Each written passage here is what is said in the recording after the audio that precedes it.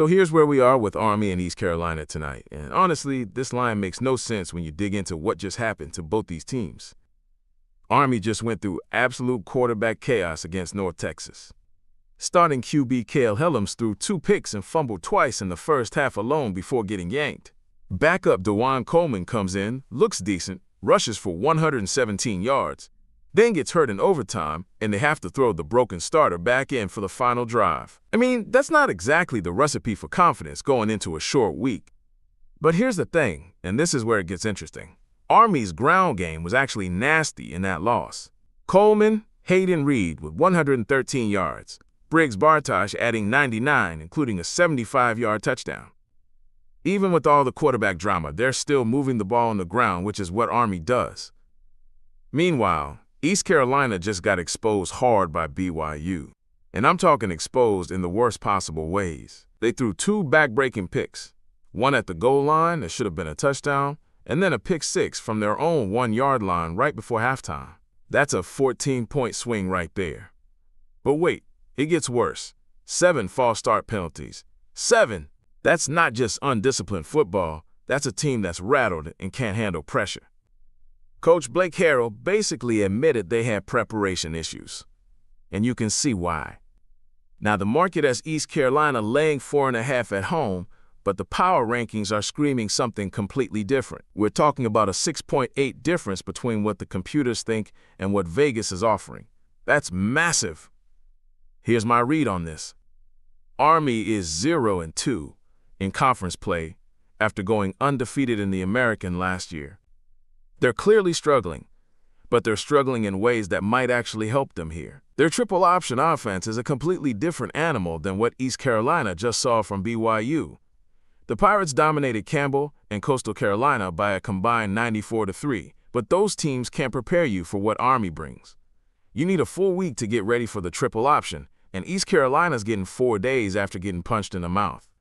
The weather's going to be interesting too. 75 degrees, 81% humidity, winds gusting up to 22 miles per hour from the south. That's going to make passing tougher, which should favor Army's ground-heavy attack. Look, I keep coming back to those turnovers from East Carolina. When you're throwing picks at the goal line and from your own 1-yard line, that's not just bad luck. That's poor decision-making under pressure. And Army's defense, despite their struggles, has shown they can create those pressure situations. The line feels like it's banking on East Carolina bouncing back at home, but I'm not seeing the foundation for that bounce back. Army's got their issues, sure, but they're the kind of issues that might not matter as much against a team that just showed serious cracks in their armor. This total's sitting around 49.5, and with both teams dealing with short week prep and East Carolina's red zone struggles, that might be the more interesting play than the side. But if I'm picking a direction, Army plus 4.5 looks like serious value. Sometimes the market overreacts to recent performances, and this feels like one of those spots where the better team is getting points because of how they looked last week, rather than how they'll match up this week.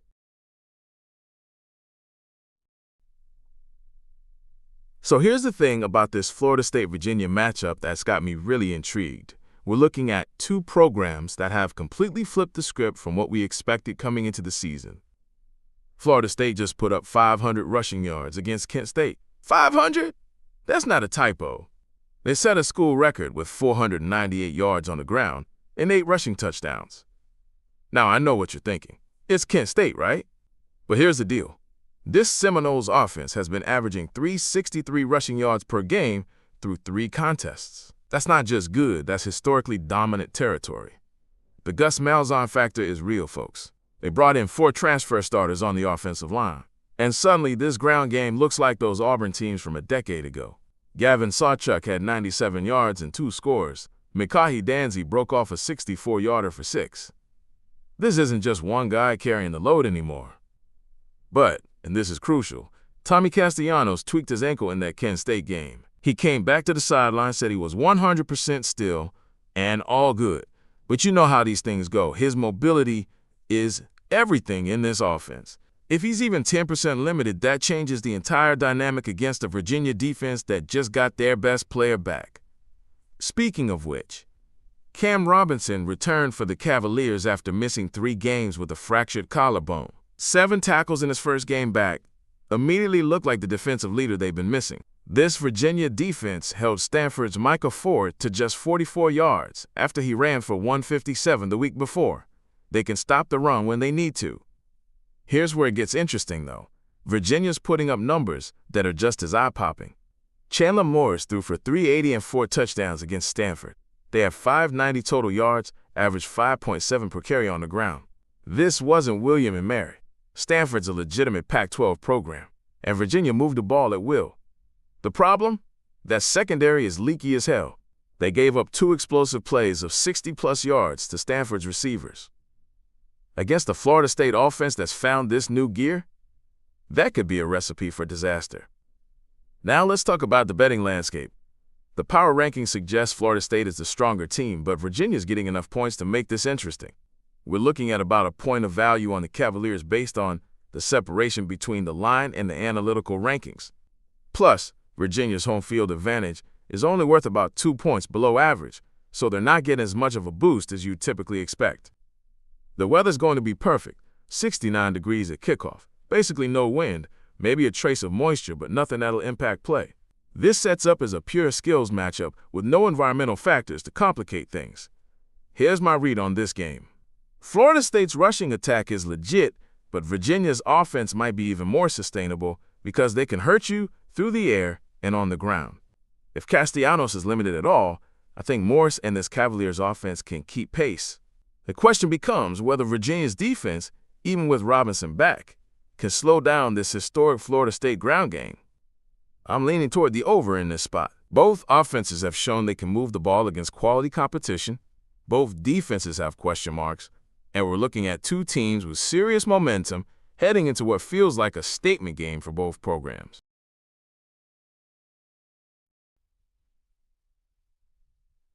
So we've got undefeated TCU traveling to Arizona State on Friday night, and honestly, this line feels off to me. The market's got Arizona State as 3-point home favorites, but when you dig into what actually happened last week, I'm not buying that the Sun Devils are the better team here. Let me paint the picture. TCU just dropped 517 total yards on SMU, and we're talking about an SMU team that won 22 games the past 2 seasons. Josh Hoover threw for 379 and 5 touchdowns, but here's the kicker. Eric McAllister had 8 catches for 254 yards. That's the second most receiving yards in TCU school history, in one game. Now, Arizona State squeaked by Baylor at home, 28-26, and needed a 43-yard field goal as time expired to get there. Sure, Jesus Gomez is 9 of 10 on field goals this year, which is clutch, but they had 6 red zone trips and only managed 2 touchdowns against Baylor's defense. Here's what really jumps out at me. When TCU was trailing 24-21 in the fourth quarter against SMU, they didn't fold. McAllister caught touchdown passes of 70 and 44 yards to blow it open. That's championship-level execution under pressure. Arizona State, they needed 4 of their last 5 drives to score just to beat Baylor. Sam Leavitt's solid 22 of 32 for 221 yards and a touchdown. But he's not Josh Hoover, and their receiving core isn't close to what TCU brings with McAllister and Joseph Manjack. The situational stuff matters here, too. TCU's making an 846-mile trip with a plus 2-hour time adjustment, but for elite athletes, that's manageable. Arizona State's home field advantage is only 2 points, which is below average, so we're not talking about some fortress in Tempe. Weather-wise, we're looking at 75 degrees at kickoff with winds around 17 miles per hour during the day, dropping to 5 miles per hour from the east-southeast during game time. That wind could affect the kicking game early, but by kickoff, it shouldn't be a major factor. From a power ranking perspective, these teams are essentially even, with Arizona State holding just the slightest edge. But the betting market has Arizona State laying 3, which means there's about 1.5 points of value on the underdog if you trust the metrics. Look, I get why people like Arizona State here. They're the defending Big 12 champs. They just won a conference road game to open league play, and they're getting 3 at home. But TCU's passing attack is explosive enough to travel, and they've shown they can make big plays when trailing. The real concern for Arizona State, red zone efficiency. 6 trips, 2 touchdowns against Baylor is not going to cut it against better defenses. And while TCU's defense isn't elite, their offense can put up points in bunches. I think this comes down to explosive plays versus situational execution, and TCU's got the weapons to break this game open if Arizona State can't finish drives in the red zone. At +3, I'm leaning toward the Horned Frogs to keep it close, or maybe even win outright.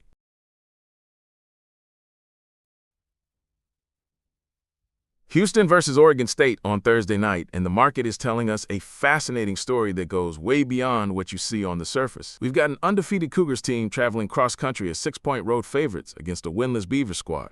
But, and this is where it gets interesting, the power rankings are screaming that this line is completely wrong. So let me walk you through what's actually happening here. Houston comes in 3-0, looking pretty solid after that 36-20 Big 12 opener win over Colorado. Connor Weigman is starting to look like the transfer quarterback they hoped they were getting.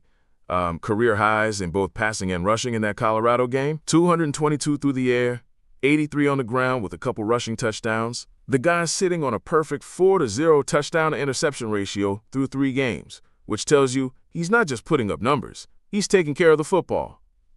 But here's the thing that caught my attention. Houston's kicker Ethan Sanchez tied a school record with 5 field goals against Colorado. 5 of 6 attempts from 35 to 52 yards out. Now, why does that matter? Because when you're traveling 1,836 miles for a Thursday night game in Corvallis, Oregon, with a 2-hour time adjustment working against you, having a reliable kicker who can put points on the board from anywhere becomes huge. Now flip over to Oregon State, and, well, they're 0-4, but the story isn't as simple as that record suggests. Yeah, they got blown out by Oregon last week, 41-14. But here's what the box score doesn't tell you. They were tied 7-7 in the first quarter and only down 21-7 at halftime against a legitimately good Ducks team. The problem? They got outscored 20-0 in the second half. And that's not just one game. This is becoming a pattern. Oregon State can hang with teams for a half, sometimes longer, but they're not finishing games. Whether it's conditioning, depth, or coaching adjustments, something's breaking down after intermission. But here's where this gets really interesting from a betting perspective. The power rankings have Houston with only a small separation over Oregon State. We're talking about a game that should be much closer than this 6-point spread suggests. And Oregon State is getting a massive 3.2 home field advantage, which is well above the typical 3 points you'd expect. So you've got power rankings that say this should be maybe a 3-point game tops, but the market has Houston laying 6 on the road. That's an 11.1 discrepancy, and in college football, that's enormous. The power rankings and the odds makers are seeing 2 completely different games here. Now, I keep coming back to that travel situation. 1,800 miles for a Thursday night game, that's brutal. Houston's essentially going from sea level to the Pacific Northwest, dealing with that time change, and they've got to be sharp from the opening kickoff because Oregon State has shown they can start fast. Remember, they tied Oregon 7-7 in that first quarter. The weather's actually going to be perfect, 55 degrees at kickoff, minimal wind, no precipitation. So we won't have any external factors affecting the game. This comes down to execution, and honestly, which version of these teams shows up. Here's my read on the value. Oregon State +6 feels like the right side. Houston's a good team, don't get me wrong, but they're not so much better than Oregon State that they should be laying 6 points on the road after traveling across the country. The Beavers have shown they can play competitive football for extended stretches. They just haven't been able to close the deal. But in a game where you're getting 6 points, you don't need Oregon State to win outright. You just need them to do what they've already proven they can do, hang around, and make it a game. And with that kind of home field advantage working in their favor, plus the travel working against Houston, the number just feels inflated. The market's pricing Houston like they're a dominant team, but the power rankings suggest we're looking at 2 teams that are much closer in talent than this spread indicates. Sometimes the best plays are the ones where you're betting against the narrative rather than with it.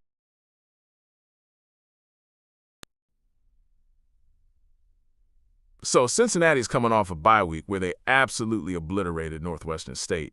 And I mean obliterated. 70 points, 10 touchdowns, tied a program record. But here's the thing. That was Northwestern State. Now they're making the trip to Lawrence to face a Kansas team that just dismantled West Virginia, 41-10 in their Big 12 opener. And this is where it gets interesting for bettors, because we've got 2 teams coming off dominant performances, but the context couldn't be more different. Cincinnati looked unstoppable against a team they should have destroyed, while Kansas just handled a legitimate Big 12 opponent that came in with the 4th-ranked pass rush in the country. The Jayhawks didn't allow a single sack against Jalan Daniels, not one. That offensive line performance from Kansas, that's the kind of thing that translates week to week. When you completely neutralize a pass rush that was getting home against everybody else, that tells you something real about your fundamentals. Meanwhile, Cincinnati's perfect offensive showing, well, Brendan Sorsby went 15 for 15 with 5 touchdowns in the first quarter alone. Incredible numbers, but again, Northwestern State.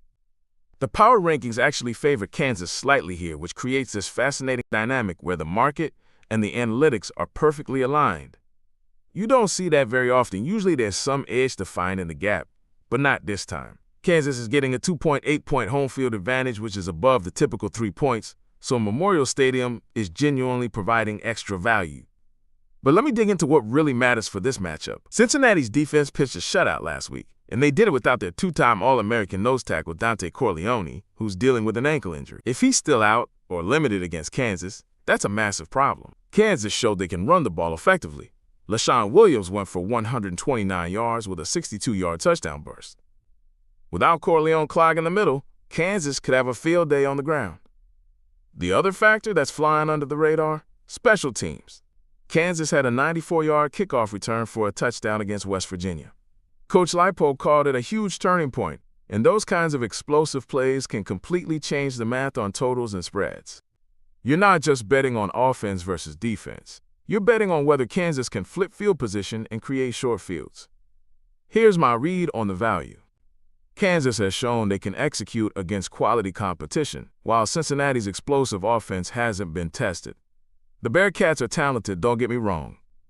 That quarterback depth with Sorsby and Brady Lichtenberg could be huge down the stretch, but this feels like a spot where the road team might be getting a little too much credit for beating up on a cupcake. The weather's going to be perfect, 87 degrees, minimal wind pack, no precipitation. So we're looking at a clean environment where execution matters more than conditions. And that brings me back to Kansas's offensive line performance. When you're protecting that well, when you're creating holes for a running back who can break off 60-yard touchdowns, that's sustainable success. I think this game comes down to whether Cincinnati's bye-week preparation can overcome the fact that they haven't faced anything close to Kansas's level of competition yet. The Jayhawks are 3-1, they just dominated a conference opponent at home, and they're getting the right number from the books. Sometimes the obvious play is the right play.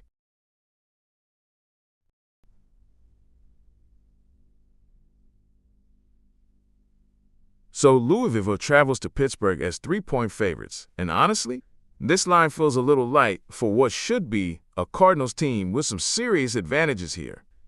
Let me walk you through what's really happening under the hood with these two squads. Pittsburgh's coming off a bye, which normally I'd love, but they just squeaked by Central Michigan 24-17 in a game that frankly should have been much easier. And here's the thing that jumps out. Central Michigan controlled the ball for 36 minutes. That's not great when you're supposed to be the better team.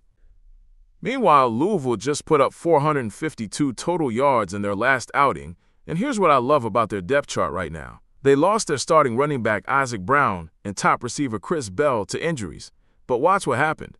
Third-string back Kewan Brown steps up, 84 yards and 2 touchdowns on just 12 carries. Colin Lacey fills in at receiver, 8 catches for 97 yards. That's the kind of depth that wins you games when things get messy.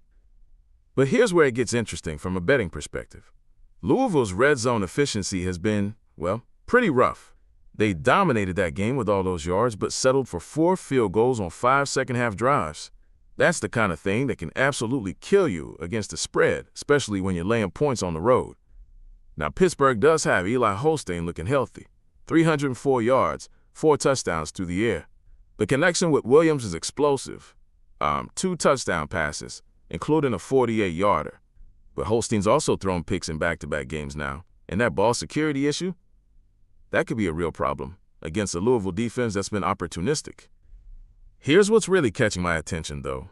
Louisville's special teams unit is absolutely elite right now. Colin Lacey already has 2 punt return touchdowns this season, including a 75-yarder in their last game. Their kicker, Nick Keller, just set a school record with a 57-yard field goal.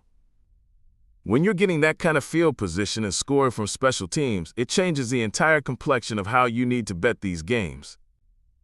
The power rankings have Louisville as the solidly stronger team, and with Pittsburgh getting 2.6 points for home field, that means this spread should probably be closer to 5.5 or 6 points in Louisville's favor. So we're looking at about 3 points of value on the Cardinals here. Weather's going to be perfect. 77 degrees, 7-mile-per-hour winds from the west-southwest, no precipitation, so no external factors to worry about. Here's my read on this game. Pittsburgh's defense just let Central Michigan control the clock for 36 minutes and stay in a game they had no business being competitive in. Louisville's got the depth to handle injuries, the special teams to change field position, and a quarterback in Miller Moss who's been distributing the ball really effectively. The red zone concerns for Louisville are real, don't get me wrong. But when you're getting 3 points of value based on the power rankings, and you've got a team that's showing this kind of resilience and depth, I think the Cardinals covered that 3-point spread pretty comfortably here. So here we are, looking at Syracuse hosting Duke in what might be the most mispriced line of the weekend. The Orange are getting 3 points at home after absolutely dismantling Clemson last week as 17.5-point road dogs. Meanwhile, Duke just got boat raced by Middle Tennessee State, and we're supposed to believe the Blue Devils are the better team here?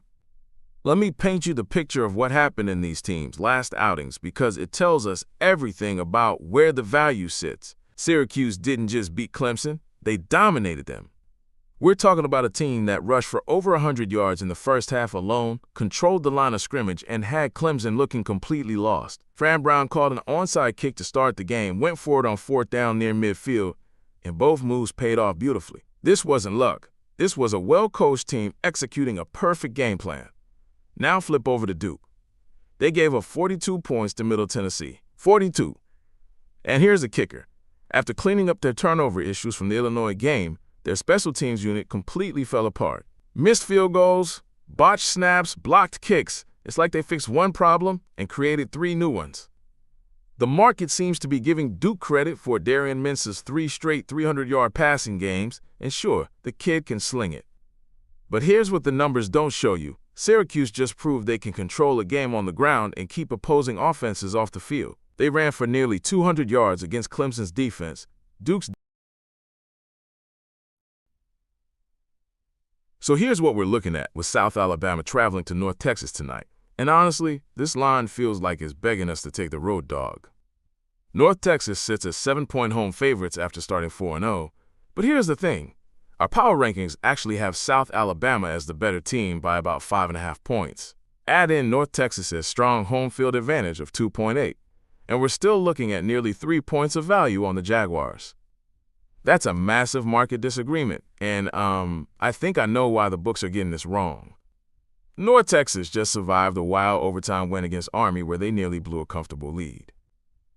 Army tied it up with 9 seconds left, and while the Mean Green showed resilience winning in OT, that game exposed some real cracks. When you're up big against Army, a team that's methodical but not explosive, and you let them back in with a 68-yard touchdown bomb, that's concerning. Meanwhile, everyone's writing off South Alabama because of that ugly loss to Coastal Carolina. Yeah, they coughed up 3 turnovers and had that 11-yard punt disaster, but strip away the mistakes, and they actually outgained Coastal 420-294. The offense moved the ball effectively with Keenan Phillips getting 104 on the ground. Here's what I'm seeing. South Alabama's problems are correctable. Turnover margin is volatile week to week, and Bishop Davenport isn't going to throw 2 picks every game. But North Texas's defensive issues? Those are more systematic. They're giving up explosive plays, and that's harder to fix overnight. The situational spot favors the road dog too. South Alabama's desperate at 1-3, facing a must-win to stay relevant in bowl contention. North Texas? They're sitting pretty at 4-0, maybe looking ahead to conference play, maybe getting a little comfortable. Weather's a non-factor tonight. 91 degrees at kickoff, light winds from the east, southeast, 0 precipitation. Perfect conditions for both offenses to operate. And here's the kicker. This North Texas defense just allowed Army to put up 44 points. Army, a team that runs the triple option and throws about as often as we see Halley's Comet. If Army can move the ball that easily, what happens when they face South Alabama's more diverse attack? I'm seeing a South Alabama team that's better than their record suggests, catching 7 points in a spot where they're properly motivated. The power rankings have them right in this game, and sometimes the market just gets fooled by recent results rather than underlying metrics. The value's clear here. South Alabama +7 looks like the play, and I wouldn't be shocked if they won this thing outright.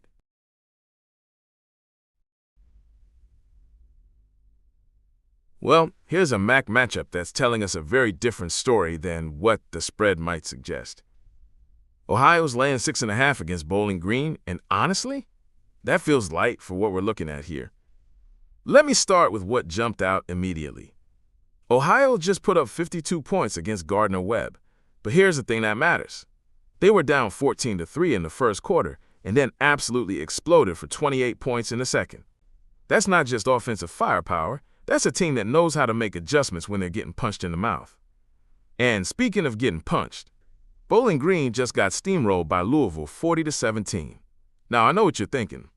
Louisville's a Power 5 team. Of course they won big. But it's how they lost that's concerning.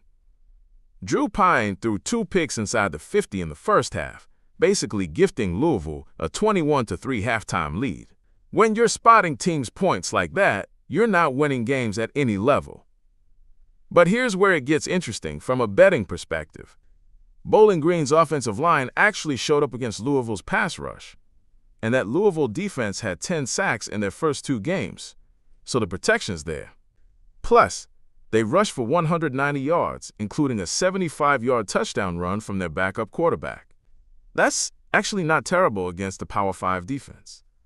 The problem is, Ohio's ground game is legitimately scary right now. C.A. Bangura went for 123 yards and 3 touchdowns. Duncan Brune added 3 more scores. That's 6 rushing touchdowns between 2 backs in 1 game. When you can run the ball like that, you control the clock, you wear down defenses, and you put yourself in position to cover spreads in the fourth quarter. Now here's what's really telling me this spread is off. Ohio's rated as the solidly stronger team in the power rankings. They're getting a strong home field advantage of 2.7, and the market's giving us perfect alignment. That usually means the books have this one dialed in pretty well. But let's talk about what could go wrong for Ohio. They gave up 289 passing yards to Gardner-Webb, including a 68-yard touchdown bomb. If you're having coverage issues against Gardner-Webb, what happens when you face a Bowling Green team that's desperate to bounce back? The weather's going to be perfect. 78 degrees, 6-mile-per-hour winds, no precipitation, so we can't lean on conditions to slow down either offense. Here's my read. Ohio's the better team. They're at home, and they've shown they can put up points in bunches. Bowling Green's coming off a demoralizing loss where they turned the ball over at the worst possible times. The Falcons' defense couldn't stop Louisville's big plays, and now they're facing an Ohio offense that just scored 52. I mean, look, Bowling Green can run the ball, their line protected better than expected, but Drew Pine's decision-making in crucial spots is a real concern. And Ohio's shown they can adjust when things go sideways early. 6.5 points feels like it should be closer to 9 or 10, based on what we've seen. This Ohio team has multiple ways to hurt you. They bounce back from early deficits, and they're playing at home, where they get nearly 3 points of natural advantage.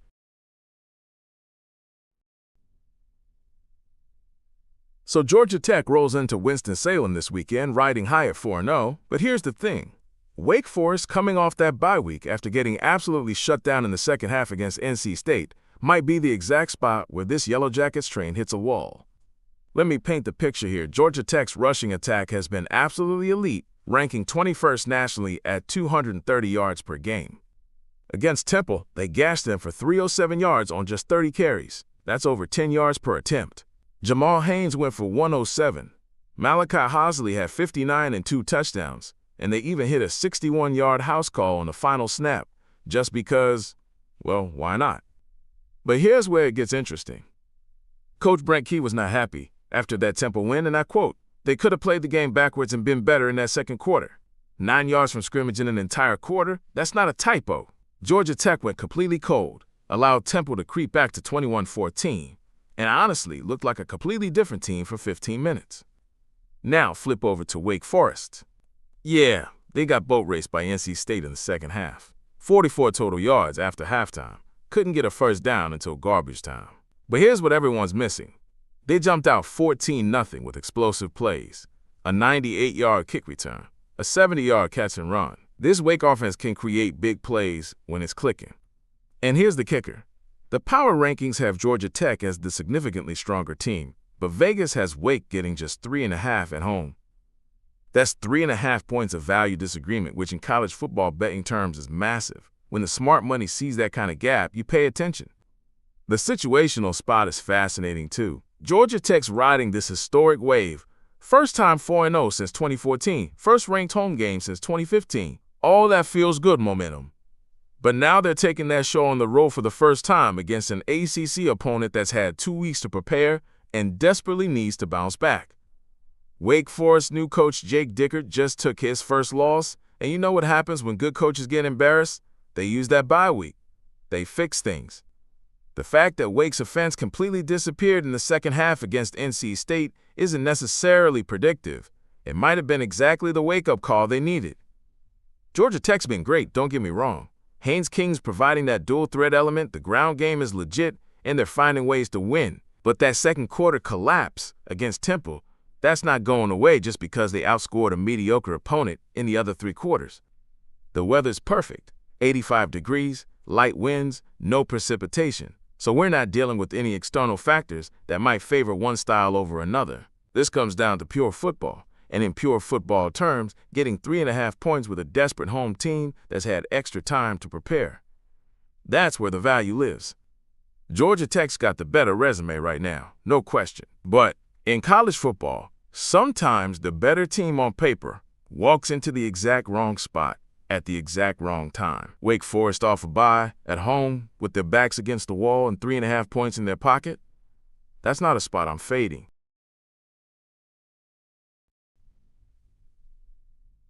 So here's what we've got brewing for Saturday in Minneapolis. Rutgers making that 1,000-mile trek to face Minnesota, and honestly, this line's telling us a story that might not match what we saw on the field last week. Let me start with what jumped out at me from Minnesota's tape. They just got smacked in the mouth by Cal, and it wasn't pretty. But here's the thing. It wasn't really about Cal being that much better. Minnesota's special teams absolutely imploded in the fourth quarter. Brady Dinneberg shanks a 51-yarder that would have tied it, then Coy Purich muffs a punt at their own 8-yard line. That's how you gift wrap a loss. But the bigger issue? Darius Taylor wasn't on the field. Their star running back's dealing with a leg injury. And without him, this Minnesota offense looked, well, ordinary. They managed to trade punches with Cal for 3 quarters. But when crunch time hit, they couldn't make the plays that matter. Now flip over to Rutgers, and I'm seeing something completely different. These guys went 5 for 5 on 4th down against Ohio. 5 for 5! Including a clutch 10-yarder from Khalil Manis to Sheffield with under 2 minutes left to seal it. That's not just execution. That's confidence in big moments. And here's where it gets interesting for us degenerates. Greg Schiano's got 19 transfers making immediate impact. Khalil Manis threw for 252 and 2 touchdowns. Transfer receiver D.T. Sheffield caught 4 for 85 yards and a score.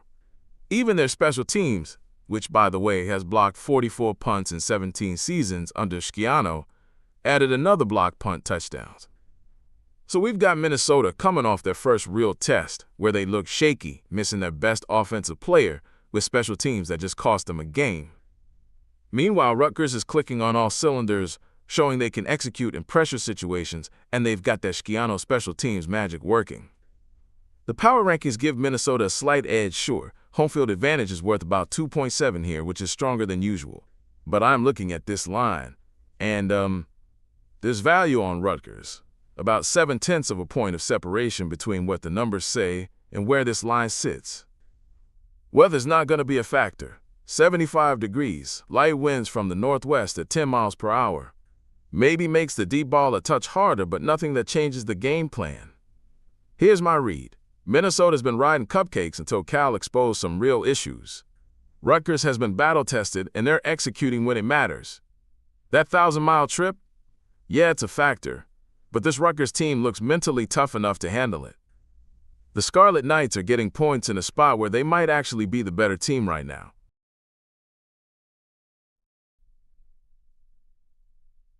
So here's what we're dealing with. Saturday night, USC rolling into Champaign as 9-point road favorites. And honestly, the market might be getting this one completely wrong.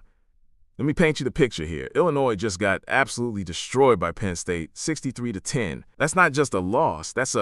Well, it's embarrassing, and Brett Bielema said exactly that after the game. But here's the thing. Sometimes the market overreacts to blowouts, and I think that's exactly what's happening here. The power rankings tell a fascinating story. They see these teams as essentially even USC with just the slightest edge. But the betting market? 9-point spread. That's a massive disagreement, and in my experience, when you see that kind of gap between analytical models and public perception, there's usually value to be found. Now, USC's offense has been absolutely electric. 4 straight games with 460-plus yards. Jaden Maiava is making plays with his arm and his legs. This unit is clicking. But, and this is important, they're about to face something they haven't dealt with yet this season, a true road environment in a different time zone. 1,700 miles of travel, 2-hour time difference going backwards. That stuff matters more than people think. In Illinois, they've got one of the strongest home field advantages in the Big Ten at 2.5 points. That's not nothing. Here's where it gets really interesting, though. Illinois' secondary got decimated against Penn State. Miles Scott ejected for targeting, and he was calling the defensive plays. Multiple injuries in the backfield. Against USC's passing attack, that should be a recipe for disaster, right? Maybe. But let's talk about what really happened to Illinois last week.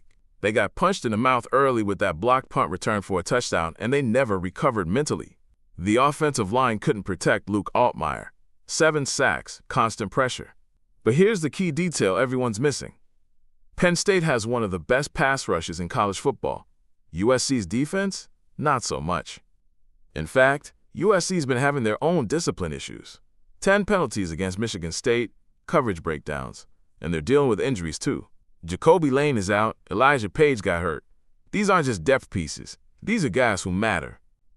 So you've got a USC team that's been great at home but hasn't been tested on the road yet this season, traveling across 2 time zones to face a team that's going to be desperate to bounce back from the most embarrassing loss of their coach's tenure.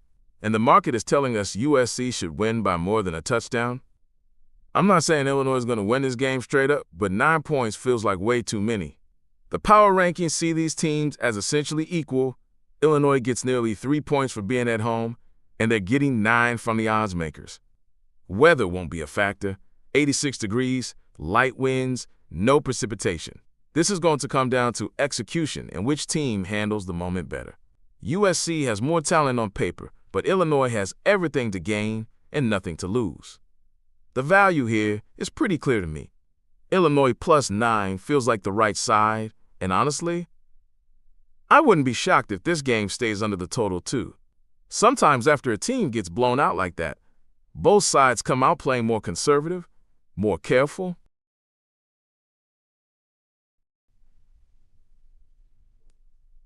All right, so Kansas State opens Big 12 play hosting UCF this Saturday.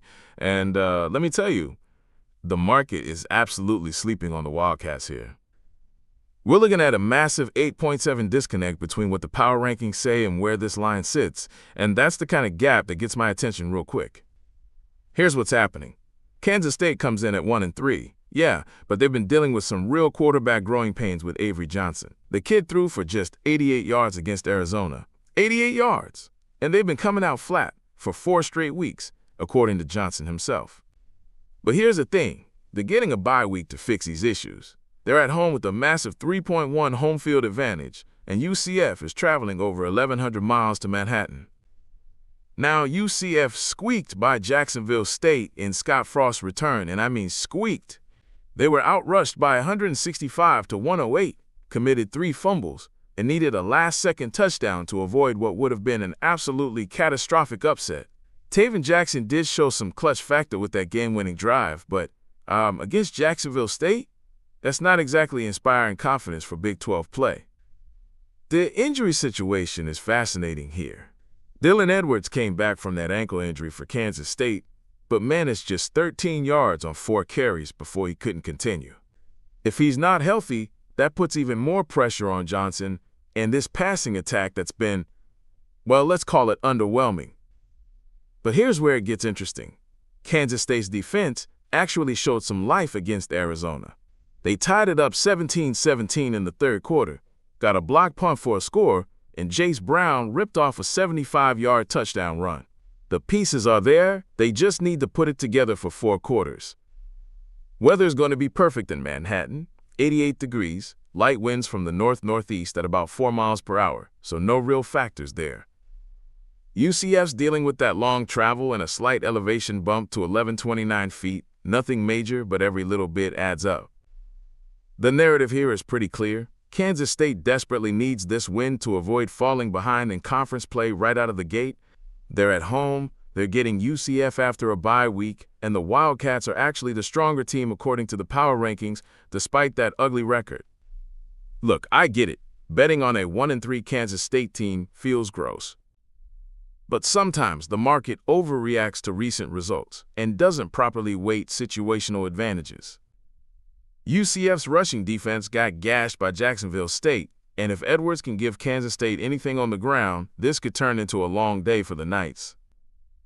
The real question is whether Chris Klieman can get his team mentally ready after 4 weeks of flat starts. If Kansas State comes out sharp at home in Big 12 play with their season on the line, that 8.7 gap between power rankings and market price starts looking like real value. Sometimes the best bets are the ones that make you feel a little sick to your stomach, and backing Kansas State here definitely qualifies.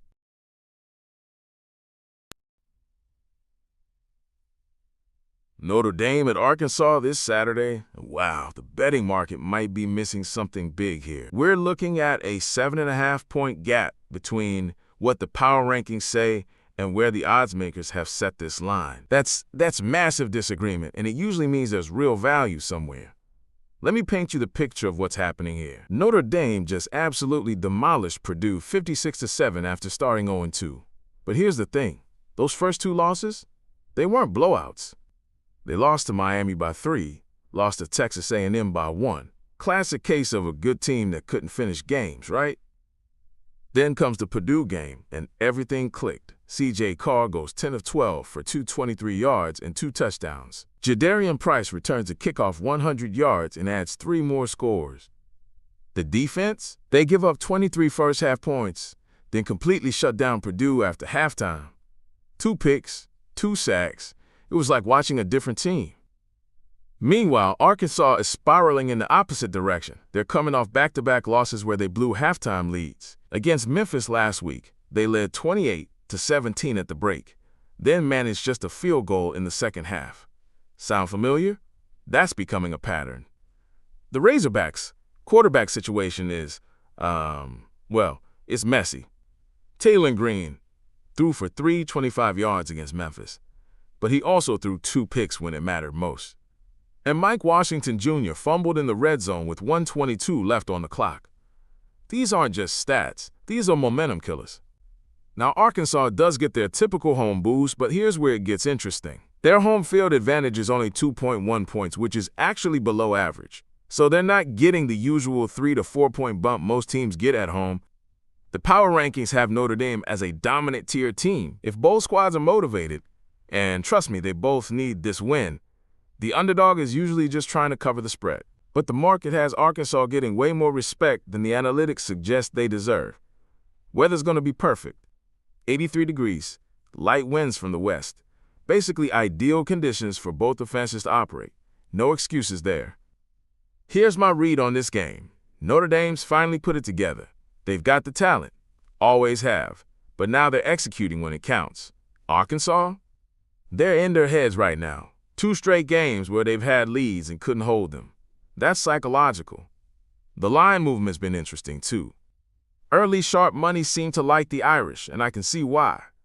This feels like a spot where the better team is getting points they shouldn't need. Sometimes the market takes time to catch up to what's actually happening on the field.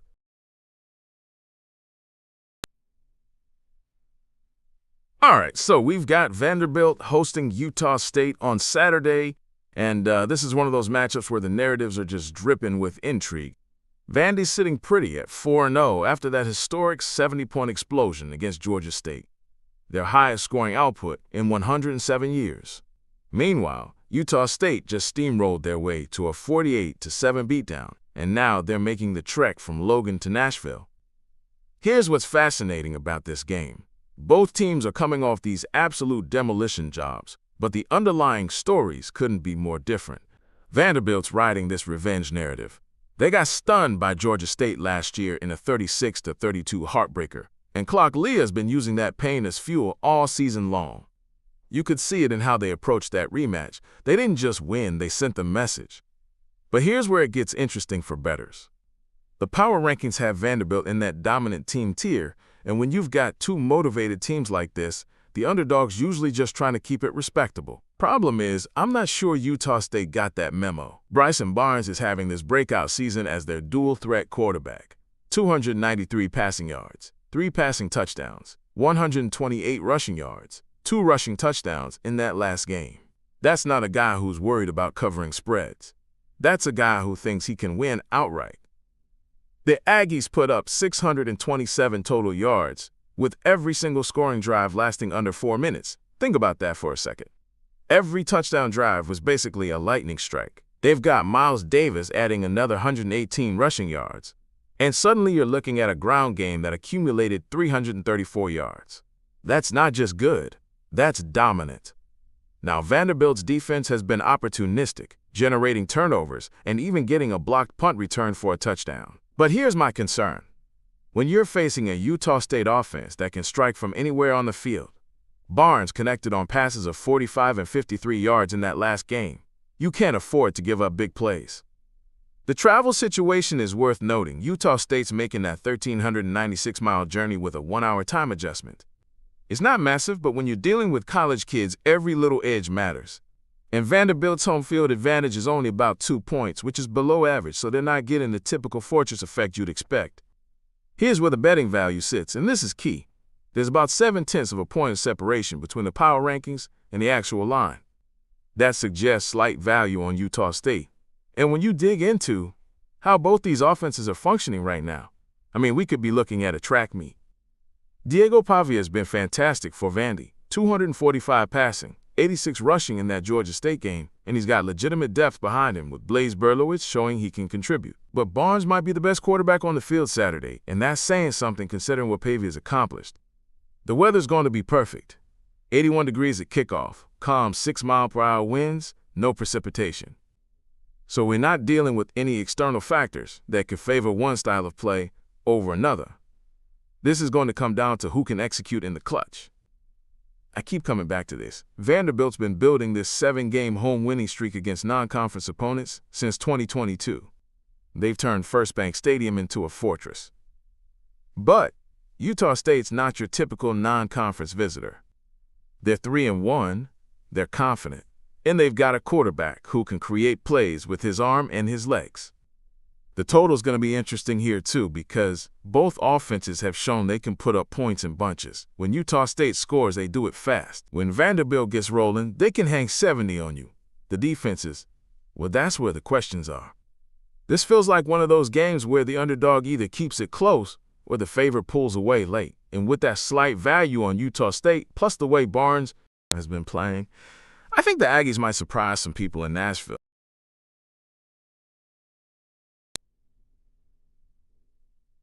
All right, so we've got Central Michigan hosting Eastern Michigan tonight, and this one's basically a coin flip that the markets treat. Both these teams just came off completely different types of wins last week. Central Michigan absolutely demolished Wagner 49-10.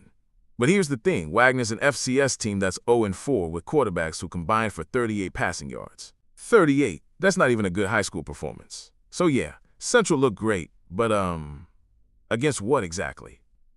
Meanwhile, Eastern Michigan finally broke through for their first win of the season, but they did it the hard way. They were down 14-0 early, then trailing 24-21 after throwing a pick six, and somehow managed to pull it together for a walk-off field goal win. That's the kind of gut-check victory that can really build some character.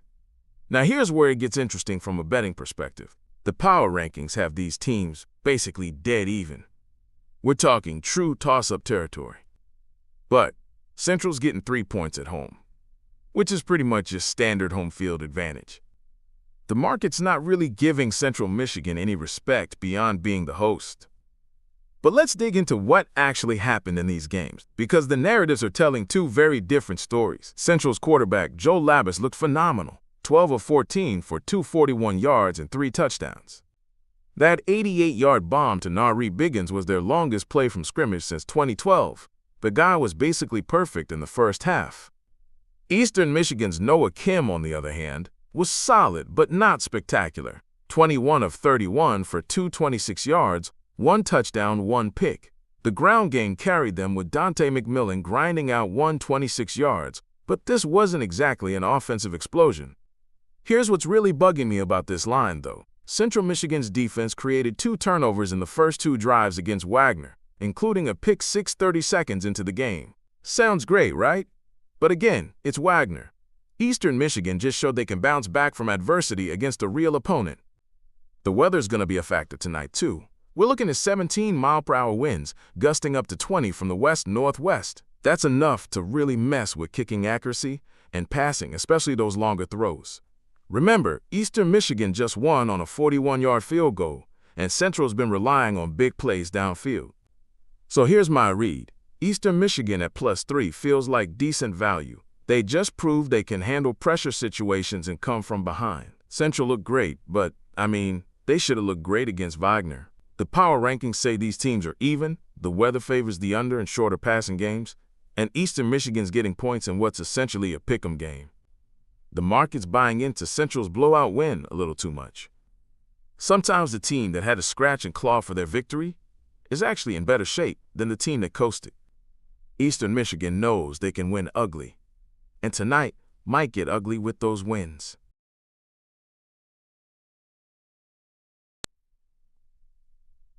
So here's the thing about this Georgia Southern versus James Madison matchup. The betting market is basically screaming that there's value here, and I think I know why. James Madison opened as 3-point home favorites, but here's where it gets interesting. Our power rankings are telling a completely different story. We're seeing a massive 7.5-point disagreement between what the odds makers think and what the underlying metrics suggest. That's not something you see every day. Let me walk you through what's really happening here. Georgia Southern just got absolutely torched by USC last week. I'm talking 755 yards allowed, 7 plays longer than 35 yards. Their secondary got picked apart like a bad defense in a video game. But, and this is crucial, they still managed to put up 377 yards of offense and 20 points against a decent USC team. Meanwhile, James Madison is coming off a statement win over Liberty, where their defense was, frankly, dominant. They held Liberty to just 75 passing yards and 233 total yards. Alonzo Barnett III looked really sharp with 213 passing yards and 3 total touchdowns, plus that ground game with Wayne Knight grinding out 89 yards. Now here's where my thinking gets interesting. The power rankings are giving James Madison about a 4-point edge before we even factor in home field. Then you add their exceptional 3.5-point home field advantage, which is well above average, and suddenly you're looking at James Madison being 7.5-point favorites in a pure metrics-based world. But the market has them at only 3. That's a massive disconnect. So what's the market seeing that the numbers aren't? Well, Georgia Southern's offense actually showed some life against USC despite the blowout. Camden Brown caught 2 touchdowns. They moved the ball. Maybe the market thinks that secondary that got torched isn't as bad as it looked. Or maybe they're factoring in that Georgia Southern has been battle-tested against 2 Power 4 teams, while James Madison's best win is over Liberty. The weather's going to be perfect. 76 degrees, basically no wind, dry conditions. No external factors to muddy the waters here. Look, I keep coming back to that 7.5-point value gap. When you see disagreements this large between advanced metrics and the betting market, somebody's wrong. Either the market is severely undervaluing James Madison's home field dominance and defensive capability, or the power rankings are missing something about Georgia Southern's resilience after those tough road tests. My gut says the value is on James Madison laying the 3. That defense that dominated Liberty isn't a fluke. They've got the personnel to exploit the same secondary vulnerabilities that USC torched last week. And with that home crowd finally behind them after Georgia Southern struggled on the road all season. The question isn't whether James Madison wins, it's whether they cover what looks like a generous number from the market.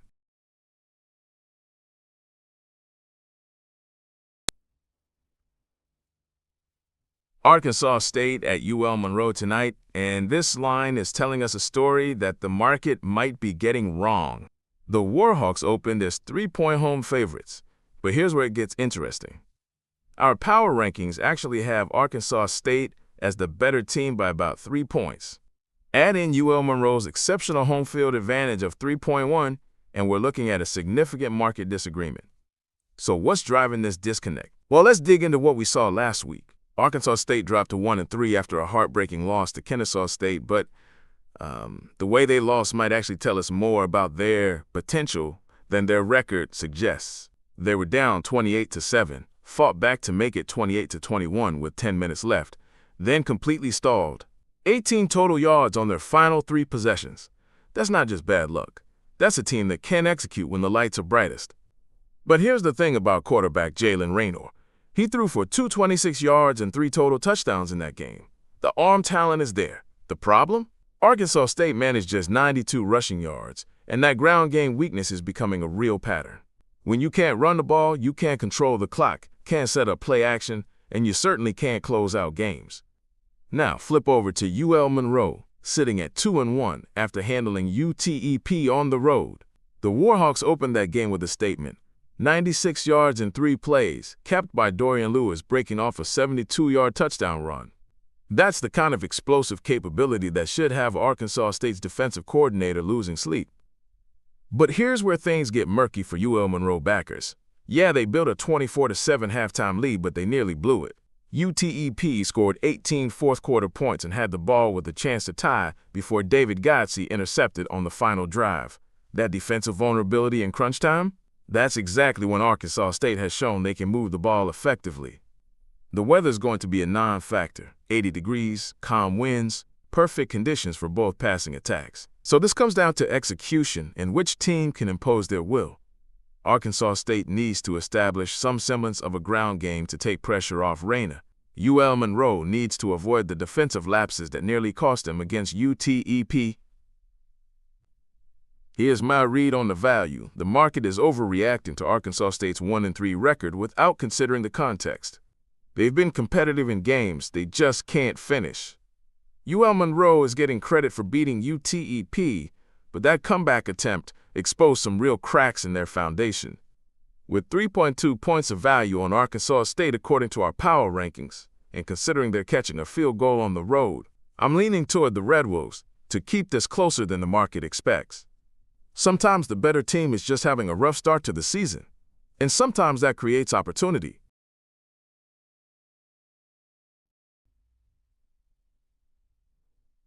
Navy's sitting at 3-0 after a bye week, hosting a Rice team that just pulled off their most impressive start since 2001. But here's the thing. This line feels like it's missing something important. Navy's coming off that Memphis game, where Blake Horvath threw 3 turnovers in the first quarter, spotted them 14 points, and still found a way to grind out a win with 369 rushing yards. That's the kind of resilience that separates good teams from pretenders. You know? When your quarterback has his worst quarter of the season, and you still put up 42 points, that tells you everything about this Navy offense. But Rice is a different animal this year under Skyler Bell. They're not just 3-1, they're 3-1 with purpose. Chase Jenkins is running this balanced attack that's averaging over 200 rushing yards per game, and they just went on the road and handled Charlotte in their conference opener. That's not some fluke win, that's a statement. Here's where it gets interesting for bettors, though. The power rankings have Navy as a dominant tier team, and with Rice traveling 1,252 miles for a 1 p.m. Eastern kickoff. I mean, that's a lot of variables working against the visitors, but this spread opened at 17.5, and that feels heavy for a Rice team that's been covering consistently.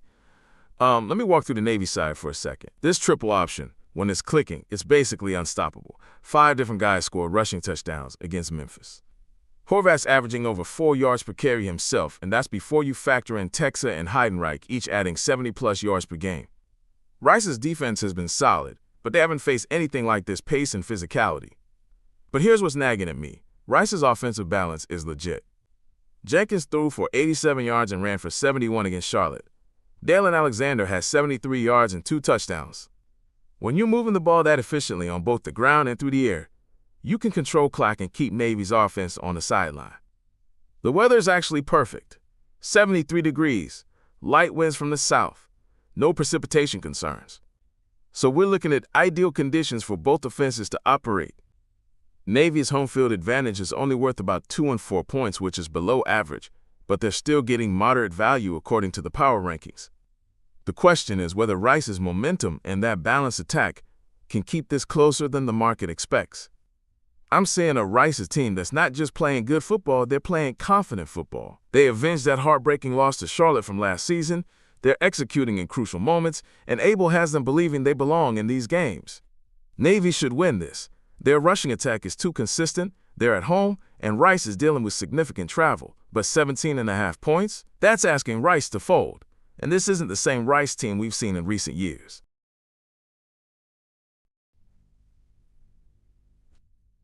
So we've got UConn traveling to Buffalo on Saturday. And there's a really interesting story developing here that most people are going to miss. The market's basically telling us these teams are dead even. Buffalo's getting just 2.5 points at home. But when you dig into what's actually happening with these programs, there's some serious value hiding in plain sight. Let me start with what happened to Buffalo last week against Troy because it's pretty ugly. They're up 17-0 going into the fourth quarter, looking like they've got this thing wrapped up, and then they just completely fall apart.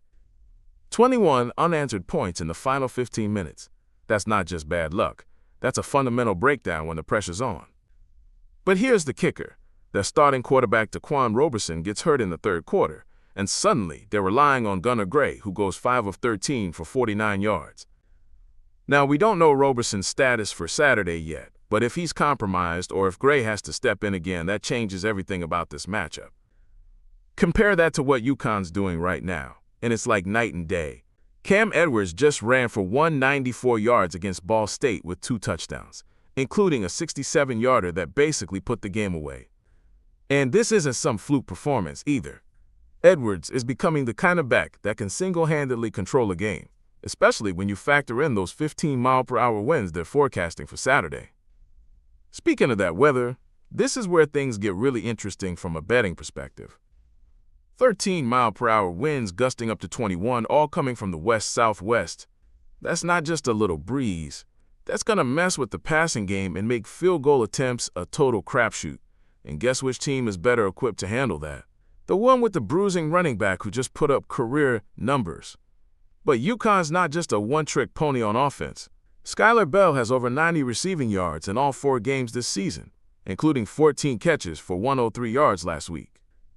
Joe Fagnano's completing 2/3 of his passes and managing the game really well. This is a balanced attack that can hurt you multiple ways.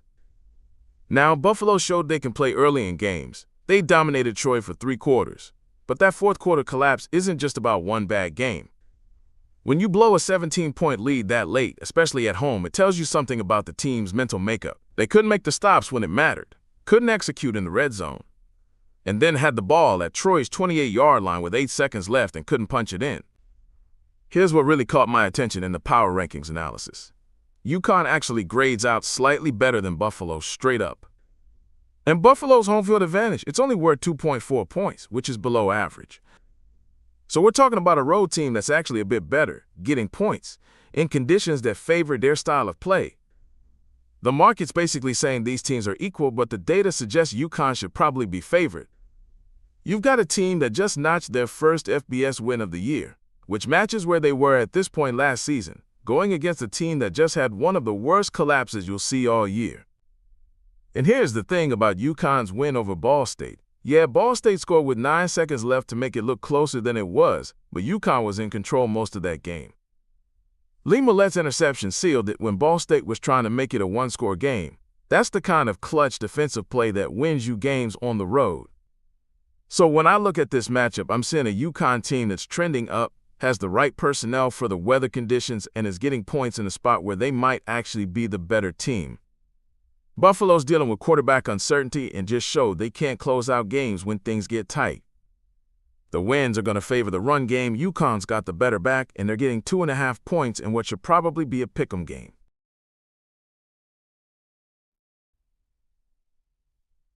So here's what we've got brewing in Iowa City on Saturday. Indiana rolling into Kinnick Stadium riding the highest of highs after absolutely demolishing a top 10 Illinois team 63-10. I mean, this wasn't just a win, it was a statement game that had people asking if we've been sleeping on the Hoosiers all season long. But here's where it gets interesting from a betting perspective. The market is essentially saying pump the brakes on all that Indiana hype. We're looking at Iowa getting 3.5 points at home, and when you dig into the power rankings, that line starts looking pretty generous to the Hawkeyes. Let me walk you through what happened last week that's got everyone talking. Fernando Mendoza, and I had to double-check this stat because it seemed too good to be true, completed his final 17 passes of the game. 17 straight completions against a top 10 defense. That's not just hot, that's video game numbers. The guy finished 21 of 23 for 267 yards and 5 touchdowns. And it wasn't just a passing game. D'Angelo Pons blocked a punt for a touchdown to open the scoring. They sacked Illinois 7 times and held them to 3 rushing yards in the first half. 3 yards! Against a Big Ten team that was supposed to be legit. Now here's where my antenna goes up as a bettor. Indiana's been absolutely dominant at home. 12 straight wins under Curt Cignetti, but this is their first real road test. And not just any road test. We're talking about Kinnick Stadium, where weird stuff happens, and Iowa traditionally plays way above their talent level. Speaking of Iowa, let's be honest, they looked lost offensively through their first few games. Mark Gronowski was ranked 130th nationally in passing yards per game at 63.5 yards. That's really bad. But then last week against UMass, something clicked. 179 yards on 16 of 24 passing with 2 touchdown passes, plus he ran one in himself. Now I know what you're thinking. It's UMass, they're terrible, and you're right. But sometimes you need a get-right game to build confidence. And that's exactly what this looked like for Iowa's offense.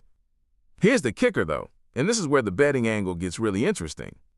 The power rankings have these teams essentially dead even, with Indiana holding just the slightest edge, but Iowa's getting 3.5 at home, and their home field advantage is rated at 2.7, which is actually above average for college football.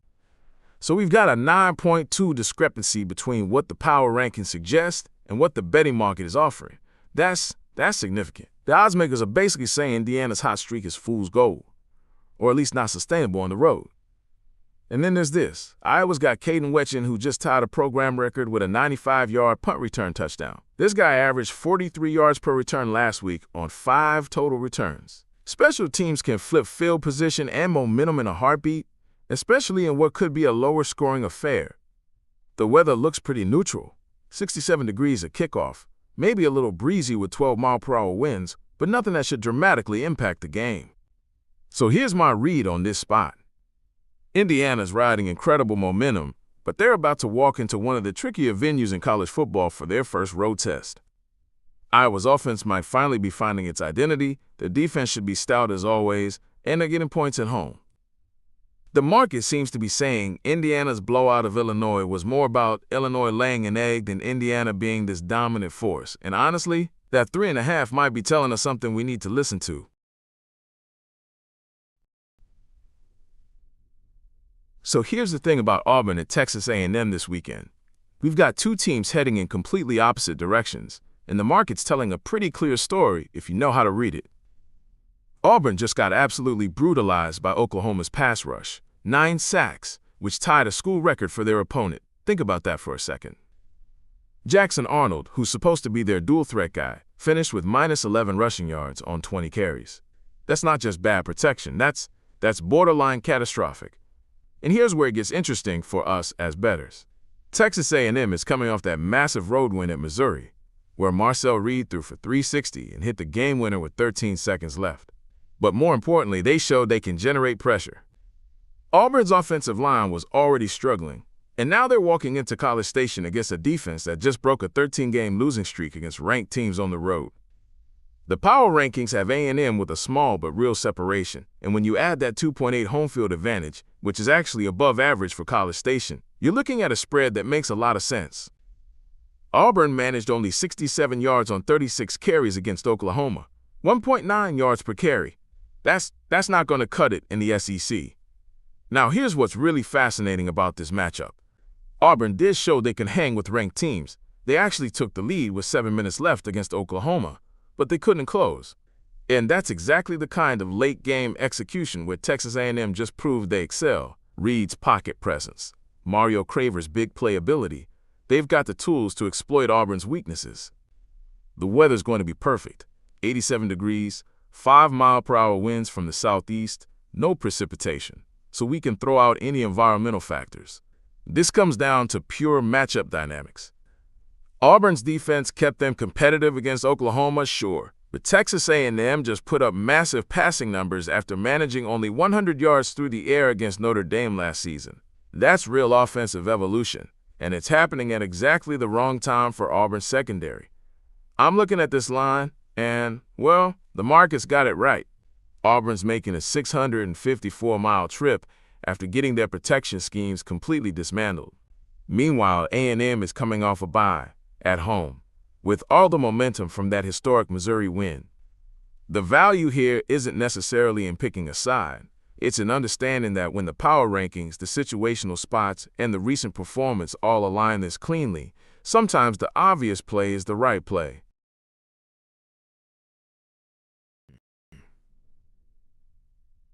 So here's what I'm seeing with this Baylor at Oklahoma State matchup. And honestly, the market's telling us a story that doesn't quite match what's happening on the field.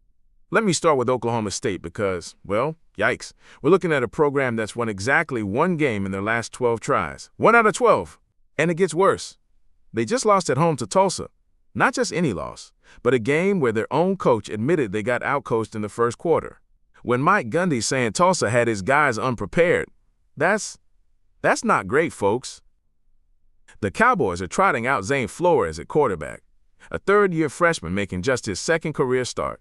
Now, he showed some flashes against Tulsa, throwing for 214 and rushing for 56, but this is still a very inexperienced signal caller trying to lead a team that's hearing Fire Gundy chants in their own stadium. But here's where it gets interesting for us betting degenerates. The power rankings have Baylor as the significantly stronger team. We're talking about a 14.4 difference between what the computers think and what Vegas is offering. That's massive disagreement.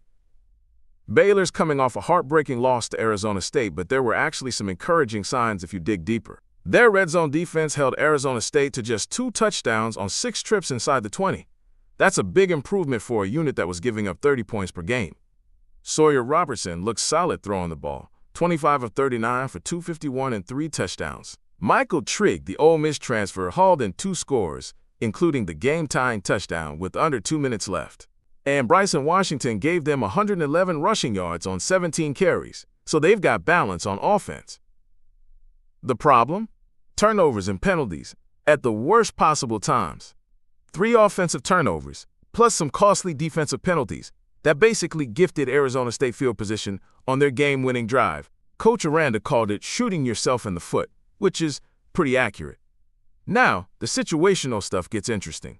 Baylor's on normal rest while Oklahoma State had extra time to prepare after that Tulsa embarrassment.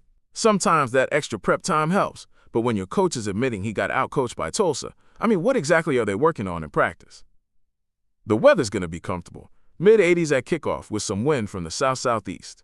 Nothing crazy, maybe 8 to 17 mile-per-hour gusts that could affect deep balls and long kicks, but both these teams probably have bigger concerns than wind. Here's my thing with this game. Oklahoma State gets their typical 2.5 points for being at home, but when you're 1-11 in your last 12 games and just lost to Tulsa at that same home field, how much is that home field really worth? The fans are chanting for your coach to be fired. That's not exactly the kind of atmosphere that lifts a team. Baylor's got the better quarterback situation, the more balanced offense, and a defense that's actually showing signs of improvement.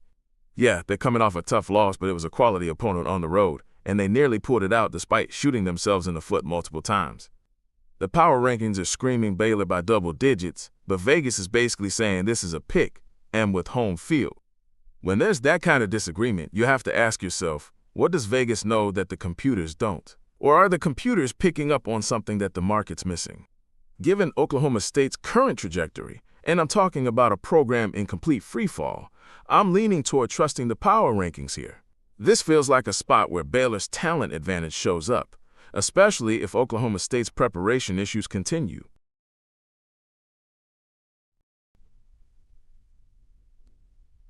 There's something fascinating happening with this Northwestern-UCLA matchup that the market is completely missing.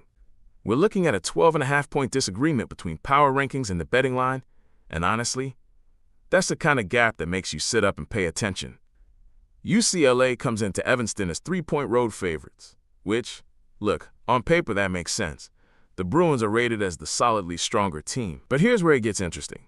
Northwestern is getting a bye week to prepare, and UCLA just got absolutely demolished by UNLV in their opener. I mean, we're talking about falling behind 23-0 in the first half, getting outgained 250-110 in total yards. That's not just bad, that's concerning.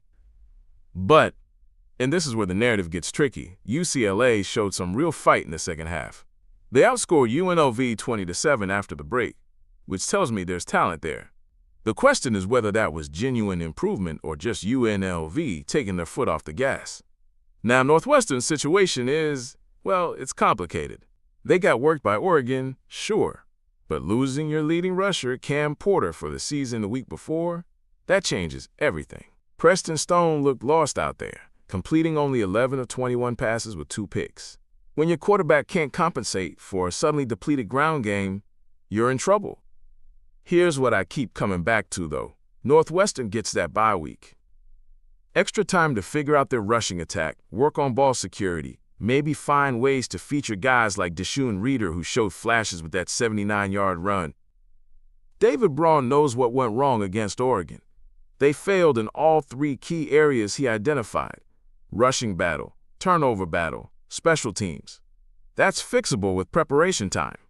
UCLA, meanwhile, is making that cross-country trip, 1,738 miles, 2-hour time difference.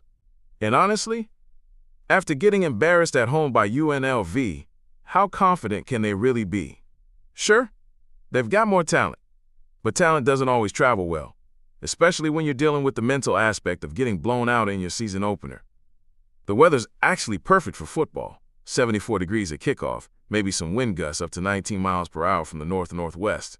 That could make deep balls and long kicks a bit trickier, but nothing game-changing. What really stands out to me is Northwestern's home field advantage. It's only 2.1 points, which is below average. But in a game where the power rankings suggest UCLA should be favored by much more than 3, every little edge matters. The Wildcats are getting less of a boost than most home teams, but when you're already the underdog, you take what you can get. The more I look at this, the more I think the market is overreacting to UCLA's second-half surge against UNLV, while undervaluing what Northwestern can do with extra preparation time. Yeah, the Bruins have more talent, but they've also got question marks at quarterback, with Nico Iamaleava throwing that crucial late interception, and they're dealing with serious penalty issues, 14 accepted flags for 129 yards.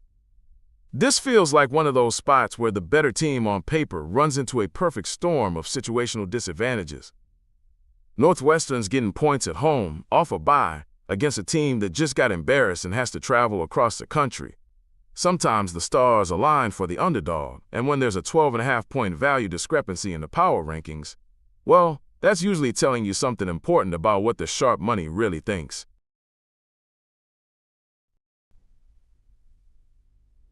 So we've got California making the trek all the way across the country to face Boston College. And honestly, this line feels like it's missing something pretty important. Cal's coming off what can only be described as a complete disaster, a 34-0 shutout loss at San Diego State, where their freshman quarterback Jaron Kiawe Sagapolutele looked absolutely overwhelmed. I mean, we're talking multiple picks, including a 97-yard pick six. The kid's talented, but that was a harsh reality check about what happens when you put a true freshman in a hostile road environment against a defense that's specifically game planned to attack his inexperience. But here's the thing that's got me thinking. Boston College isn't exactly rolling either. They just got taken apart by Stanford. And Bill O'Brien was absolutely brutal in his post-game comments, basically saying, "We were terrible tonight." That's not coach speak. That's genuine frustration with execution and preparation. Now the market's got Boston College laying 3.5 here, but when you dig into the power rankings, these teams are essentially dead even. Cal's actually showing about 2.8 units of value on the spread, which, that's not nothing when you're dealing with what should be evenly matched squads. The travel narrative here is massive, though. We're talking about a 2,683-mile journey for Cal. That's basically coast to coast. 3-hour time zone adjustment, playing at what feels like 10:30 a.m. for their body clocks. Historically, that kind of extreme travel creates real performance drops, especially for teams already dealing with confidence issues after getting shut out. What's interesting is Boston College's home field advantage is actually below average at just 2.1 points. Alumni Stadium isn't exactly the most intimidating venue in college football, so Cal won't be walking into a complete buzzsaw atmosphere-wise. The quarterback matchup tells a story too. Dylan Lonergan actually looked pretty sharp for BC in that Stanford loss, 30 of 40 for 333 yards. The problem wasn't really his passing, it was turnovers and defensive breakdowns. Meanwhile, Cal's got a freshman who just threw his confidence away in San Diego. But defensive vulnerabilities, both teams have them. Boston College is dealing with injured corners in their secondary, and Cal's defense got absolutely torched by San Diego State's balanced attack. Neither unit is inspiring much confidence right now. I keep coming back to this though. Cal showed they can put up points at home. They won their first 3 games by double digits before that road disaster. The question is whether this was just freshmen growing pains on the road, or if it exposed deeper issues with this team's makeup. The over-under sits around 52.5, and honestly, with both defenses showing cracks and Cal potentially in a must-score situation to keep pace, that number feels a bit conservative. If Cal's offense can find any rhythm early, this could turn into more of a shootout than people expect. What's really compelling here is we might be getting Cal at their absolute lowest point, coming off a shutout, facing massive travel, dealing with a shaken freshman quarterback. But sometimes that's exactly when you find value, especially against a Boston College team that's got its own serious issues to work through.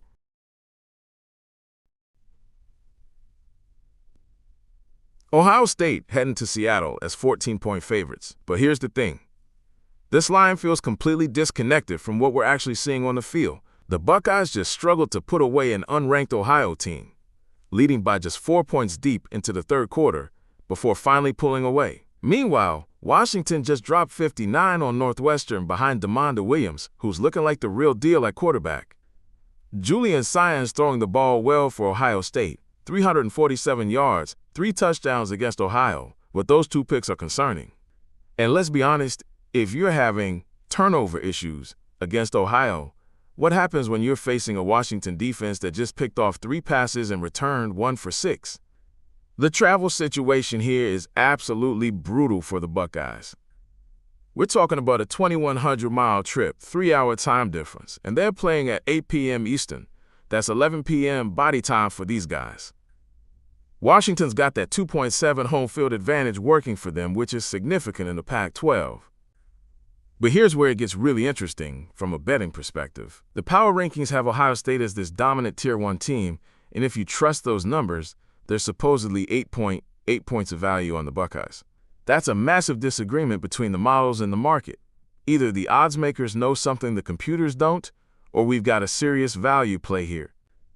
Washington's offense has been absolutely clicking under Jedd Fisch. They've scored on 21 straight drives to start the season. That's not a typo, 21 straight. Williams threw for 298 and 4 touchdowns while adding 88 yards rushing and another score. This isn't just a quarterback having a hot game. This is a guy who can beat you multiple ways. The thing that jumps out about Washington is they finally won a road game, first one since November 2023. That 5-game road losing streak is over, and sometimes teams just flip a switch. The question is whether they can replicate that energy at home against a much better opponent.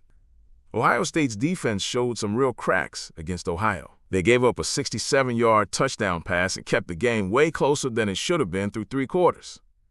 Ryan Day's got to be concerned about those lapses, especially heading into hostile territory. From a total perspective, we're looking at 58.5, and both teams have shown they can light up the scoreboard. Washington's averaging 37 points per game. Ohio State's been explosive when they get rolling.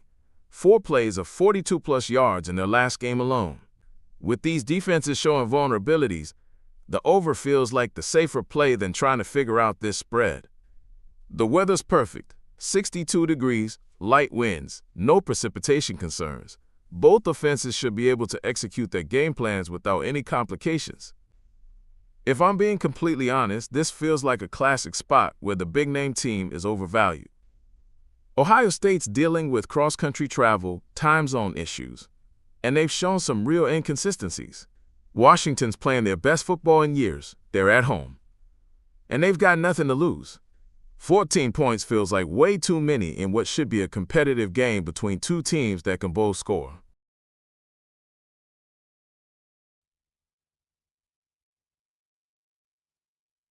Two teams coming off absolute disasters. But here's the thing. When you dig into the details of these losses, the stories couldn't be more different. Utah went to Lubbock and got smacked 34-13 by Texas Tech, but honestly, that game felt way worse than it actually was. The Utes moved the ball decently. 263 total yards isn't great, but it's not catastrophic. They had a 69-yard touchdown pass called back on a penalty. Devin Dampier threw 2 picks, sure, but one was a desperation heave at the end. The real issue was Kyle Whittingham's defense getting gashed for 173 rushing yards. That's not supposed to happen with the Utah defense. Whittingham said after the game he couldn't believe they lost the line of scrimmage, and you could hear the genuine shock in his voice. But here's what I keep coming back to. Utah was only down 13-10 with 10 minutes left. Then they just collapsed. 3 straight touchdowns allowed. That screams mental breakdown more than fundamental problems. Now contrast that with what happened to West Virginia against Kansas. This wasn't a close game that got away. This was a systematic beatdown, 41-10 at home. The defense that was 4th in the FBS with 13 sacks, 0 sacks against Kansas, 0. They gave up 242 rushing yards to a Kansas team that, let's be honest, isn't exactly known for their ground game. But the really telling part was Rich Rodriguez's post-game comments. Quote, "Nothing was good. Coaching? Not good. Playing? Not good."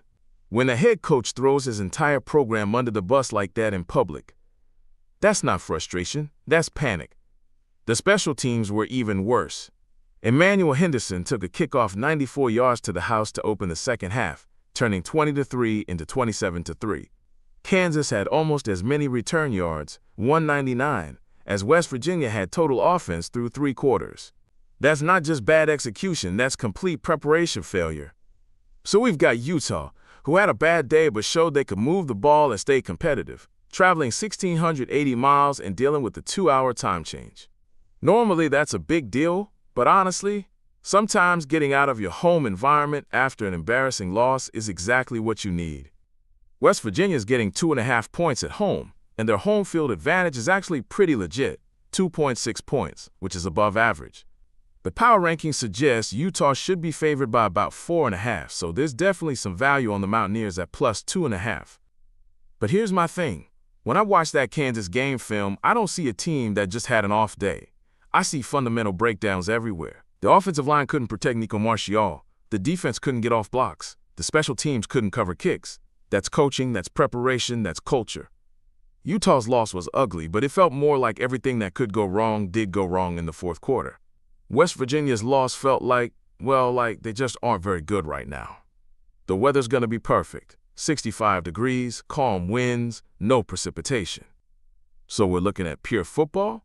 No external factors to muddy the waters? I keep thinking about something, though. Both these teams are 0-1 in Big 12 play after getting demolished in their conference openers. One of them is going to 1-1, and one of them is going to 0-2.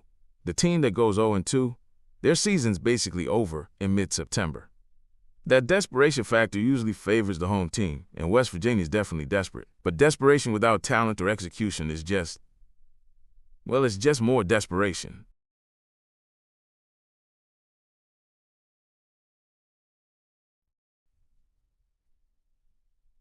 This LSU-Ole Miss showdown has all the makings of a classic SEC slugfest, and the betting market is telling us a fascinating story about two teams hitting their stride at exactly the right time. Let's start with what jumped out at me from the data. LSU just put up 56 points against Southeastern Louisiana, but here's the thing that matters. Garrett Nussmeier finally looks healthy.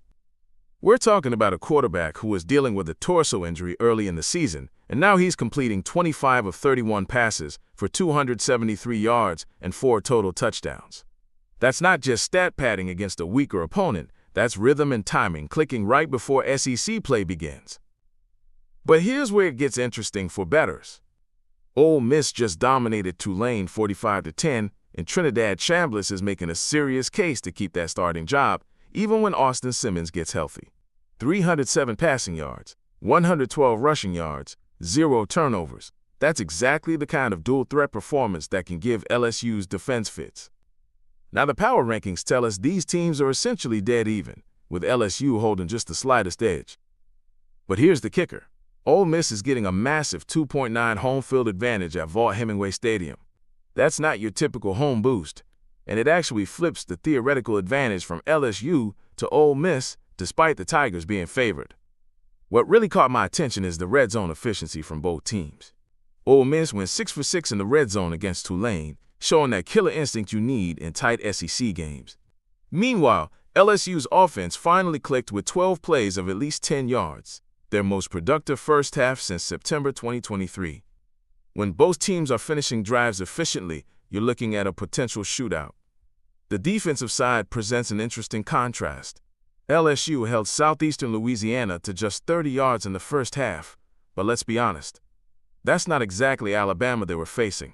Ole Miss, on the other hand, limited a previously unbeaten Tulane team to 282 total yards while forcing 3 turnovers on downs in the second half. That's a much better test of where their defense actually stands. Here's what concerns me about LSU, though: discipline issues. For the second straight week, they had a player ejected for a personal foul. This time, DJ Chester for targeting. Against Southeastern Louisiana, you can overcome those mistakes. Against Ole Miss and Oxford, that's the kind of 15-yard penalty that turns a third and manageable into a fresh set of downs. The betting market is pricing this essentially as a pick'em game when you factor in that strong home field advantage, but I'm seeing about 1.6 points of value on LSU based on the power rankings versus the current spread. That might not sound like much, but in a game this tight, any edge matters. Weather won't be a factor. We're looking at 73 degrees at kickoff with 5-mile-per-hour winds. Perfect conditions for both passing games to operate at full capacity. What this comes down to is which version of these teams shows up. LSU with their newfound offensive rhythm and healthy Nussmeier, or the disciplined, efficient Ole Miss team that just dismantled Tulane. Both defenses will be tested in ways they haven't been yet this season, and that's where I think the value really lies in the total rather than the side.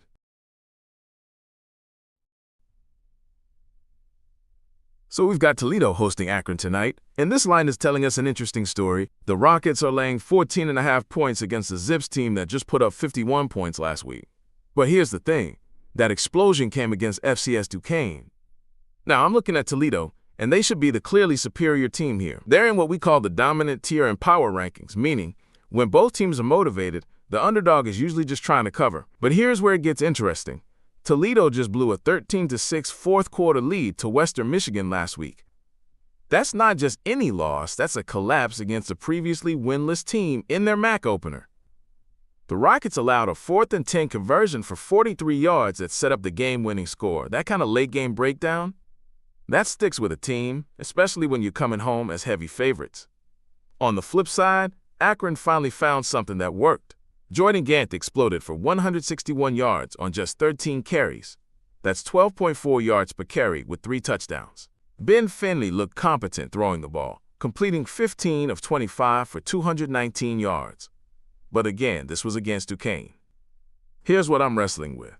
Toledo has a strong home field advantage of 2.6 points, which is above average. That compounds their existing power ranking edge. But the market might be overreacting to Akron's blowout win while potentially undervaluing Toledo's confidence issues after that collapse. The weather's actually going to be a factor tonight. We're looking at 16-mile-per-hour winds throughout the day, gusting up to 22 from the west-southwest during the game. That's significant enough to impact the passing game and definitely affects kickers. Temperature's comfortable at 76 degrees, but those winds favor run-first teams. And guess what? Both these teams just showed they can run the ball. Gant had his breakout game for Akron, while Toledo's Chip Trayanum ripped off 153 yards, including a 63-yard touchdown against Western Michigan. So here's my read on the value. The power rankings suggest there's about 0.9 of a point of value on Akron plus 14.5. That's not massive, But it's there. Toledo should win this game. They're the better team on paper. But after blowing a conference opener at home and now laying 2 touchdowns against a team that just had their best offensive performance in years, I'm thinking this number is inflated by recency bias. The market's saying Akron's 51 points and Toledo's collapse, but maybe not properly weighing the context. Toledo's at home. They're desperate after that Western Michigan loss, and they need to bounce back in MAC play. But 14.5 is a lot of points to lay when you just showed you can't close games. The total's sitting around 54. And with these wins potentially limiting the aerial attack, both teams might lean into their ground games. That could keep this under, especially if Toledo gets ahead and tries to control the clock.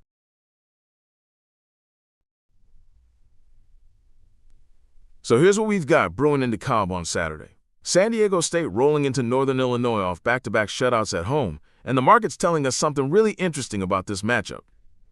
The Aztecs just completely dismantled Cal, completely, 31-0 after getting boat raced by Washington State just 2 weeks prior.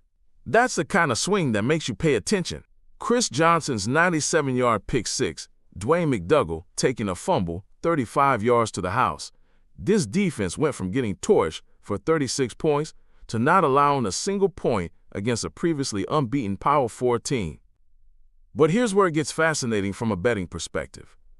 The power rankings have these teams essentially dead even, maybe Northern Illinois with the tiniest of edges. Yet the market's got Northern Illinois laying 4.5 points. That's a massive disconnect. We're talking 4.6 points of value according to the power rankings.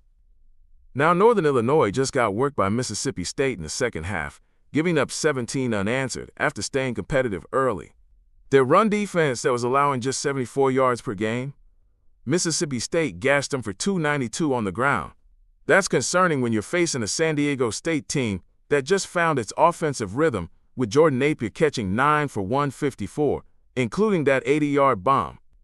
The situational stuff is, well, it's messy for the Aztecs. 1,673 miles of travel, 2-hour time zone shift going west to east, and they're on a short week while Northern Illinois gets normal rest. That's the kind of stuff that shows up in the fourth quarter when your legs are heavy. But here's what's really interesting. Northern Illinois' home field advantage is just 1.8 points, way below the national average. So even with the travel and time zone issues, we're still looking at a market that might be overvaluing the home team. Weather's going to be a factor too. 15-mile-per-hour winds throughout the day, gusting up to 19 during the game from the north. That's significant. Kickers are going to struggle, and it definitely favors run-first teams. Both these teams can pound the rock, but San Diego State just showed they can make big plays through the air when needed. The emotional angle can't be ignored either. Coach Sean Lewis talked about his team's emotional toughness in responding to that Washington State beatdown. Sometimes getting embarrassed like that, especially a proud program like San Diego State, can be the wake-up call that turns the season around. Northern Illinois has shown they can hang early with better teams. They led Cal early too before falling apart, but that second-half collapse pattern is concerning. When the talent gap shows up and the other team makes adjustments, they've struggled to respond. So we've got a motivated San Diego State team that just put together their most complete game in years, traveling cross-country to face a Northern Illinois squad that's shown vulnerability against the run and a tendency to fade late. The market's laying 4.5 with the home team, but the underlying numbers suggest these teams are much closer than that spread indicates.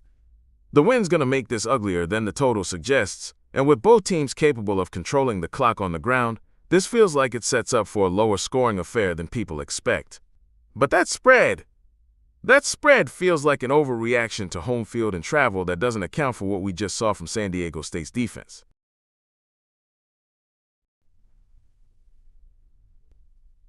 So we've got Tulane heading to Tulsa this Saturday, and this line is telling a fascinating story about how the market views these two teams after what happened last week.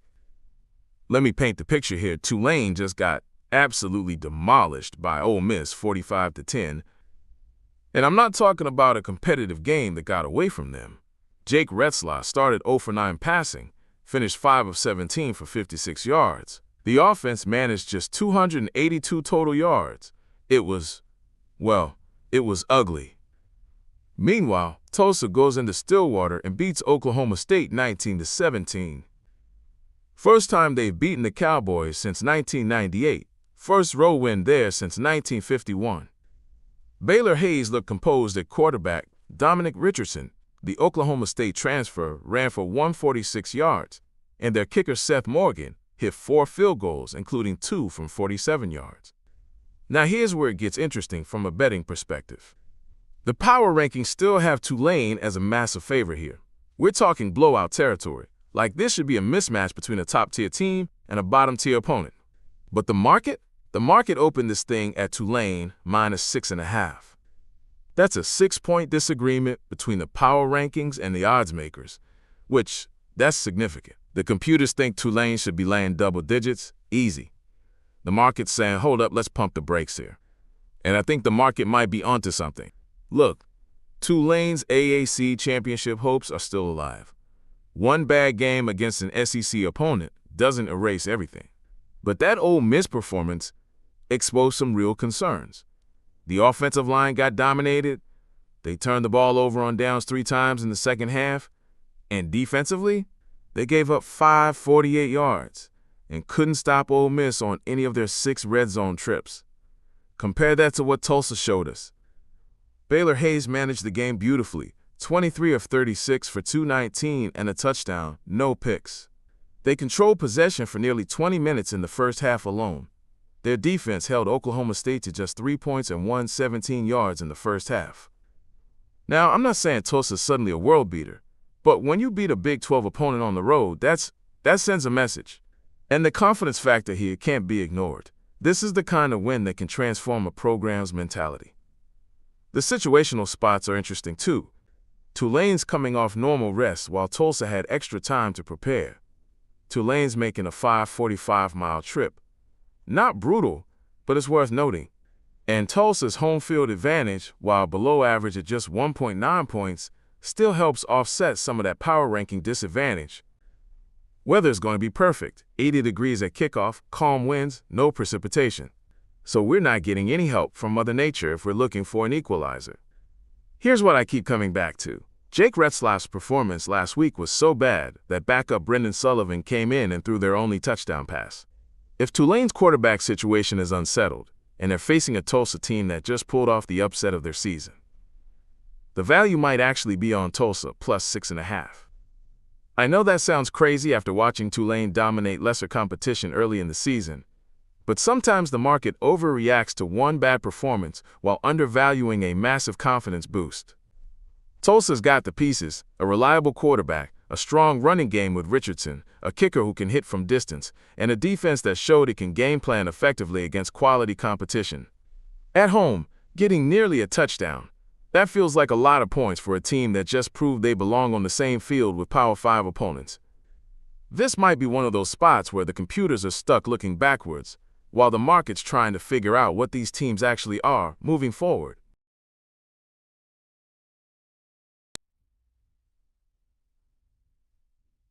So we've got a fascinating situation brewing in Albuquerque this Saturday. New Mexico State comes in off that brutal 49-14 beatdown against Liberty, and the market has completely flipped on these teams. Here's what's wild.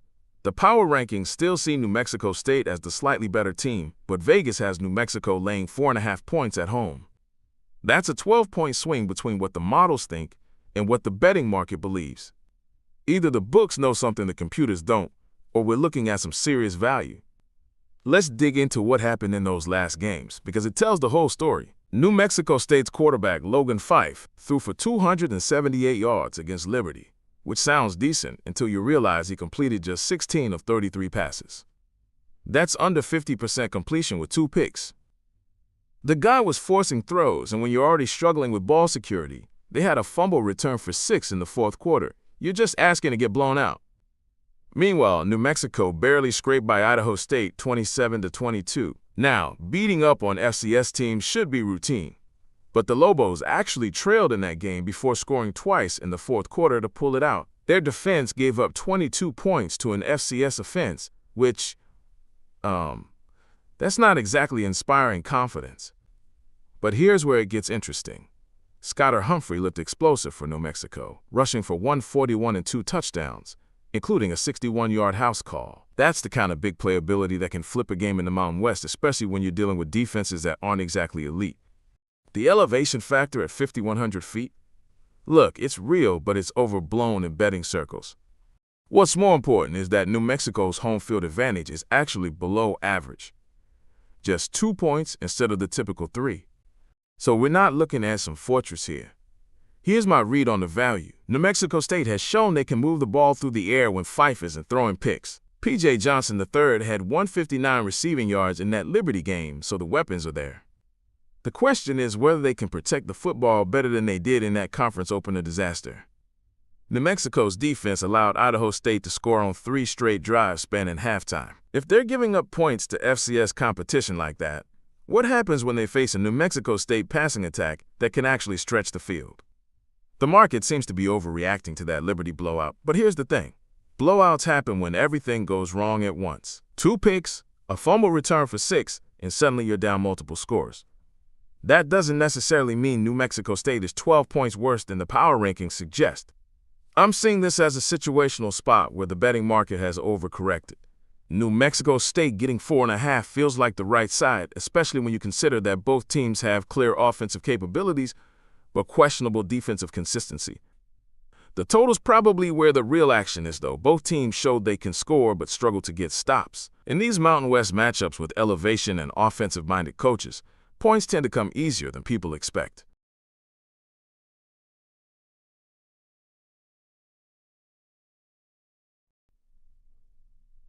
So we've got Tennessee heading to Starkville this weekend, and let me tell you, there's some serious value hiding in plain sight here. The market's got this line sitting around Tennessee minus 6.5, but when you dig into the power rankings, we're looking at over 9 points of disagreement. That's massive. The computer models are screaming Tennessee should be laying closer to 16 here, which means either the books know something we don't, or Mississippi State's getting way too much respect at home. Now, here's what's interesting about both teams coming into this. Tennessee just obliterated UAB 42-7 at halftime, then basically went into cruise control. Joey Aguilar looked sharp. 218 yards, 3 touchdowns, 1 pick, and he only played 1 series in the second half. But here's the kicker. UAB's cornerback still threw for 364 yards against Tennessee's secondary. That's not exactly what you want to see when you're about to face an SEC offense.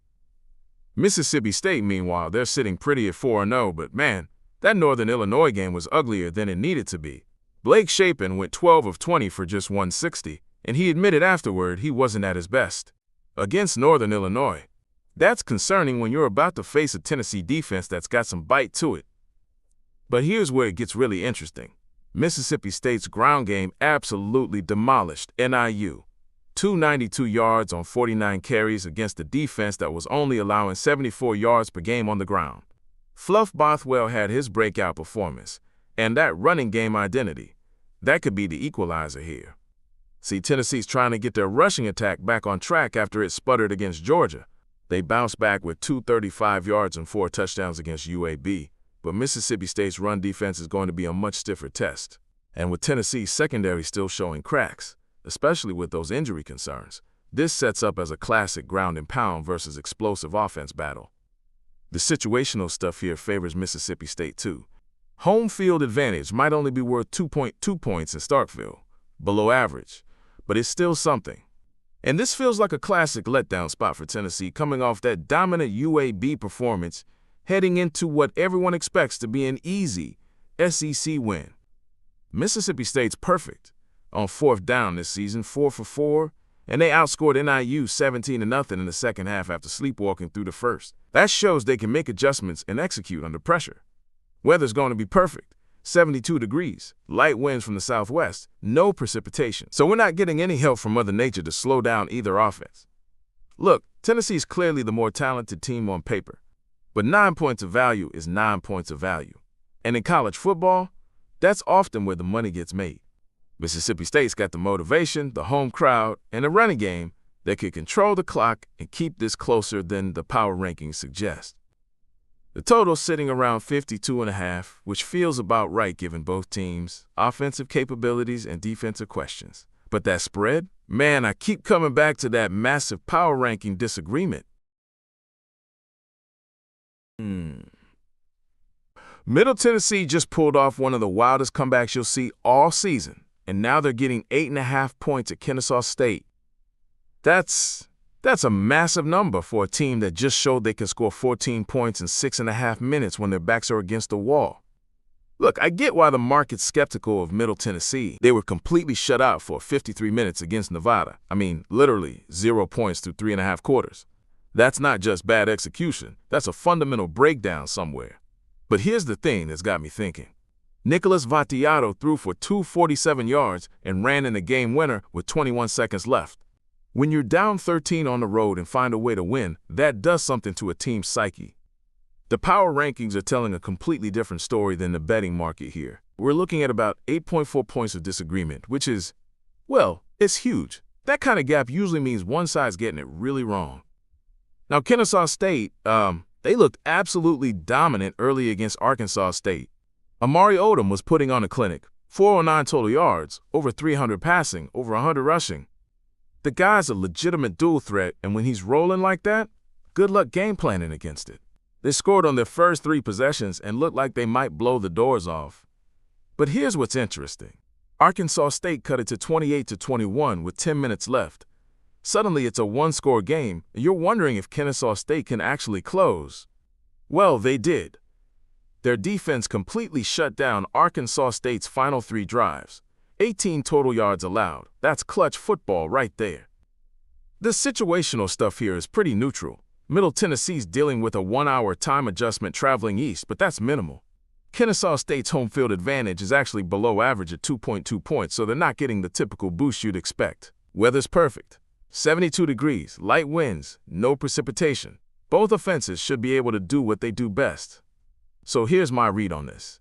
Middle Tennessee just discovered they can score in bunches when they need to. Vattiato showed he's got ice in his veins, and that defense made some serious second-half adjustments against Nevada. Meanwhile, Kennesaw State's got this explosive offense, but they also let Arkansas State hang around way longer than they should have. The market's basically saying Middle Tennessee can't hang with Kennesaw State's firepower, but I'm not so sure. When you've got a quarterback who just engineered a comeback like that, and you're getting 8.5 points, that's a lot of cushion for a team that just proved they don't quit. The power rankings suggest this should be closer to a field goal game, and honestly, after watching both these teams last week, I'm starting to think the computers might be onto something here.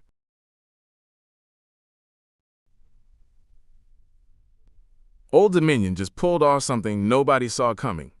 Their first ever road win against a Power 4 opponent, absolutely demolishing Virginia Tech 45-26. Meanwhile, Liberty's sitting at 1-3 after getting outplayed by James Madison at home. And now we've got a spread that makes absolutely no sense.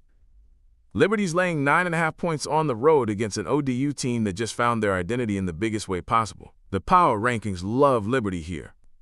We're talking 20 points of disagreement between what the computers think and what Vegas is offering. That's massive.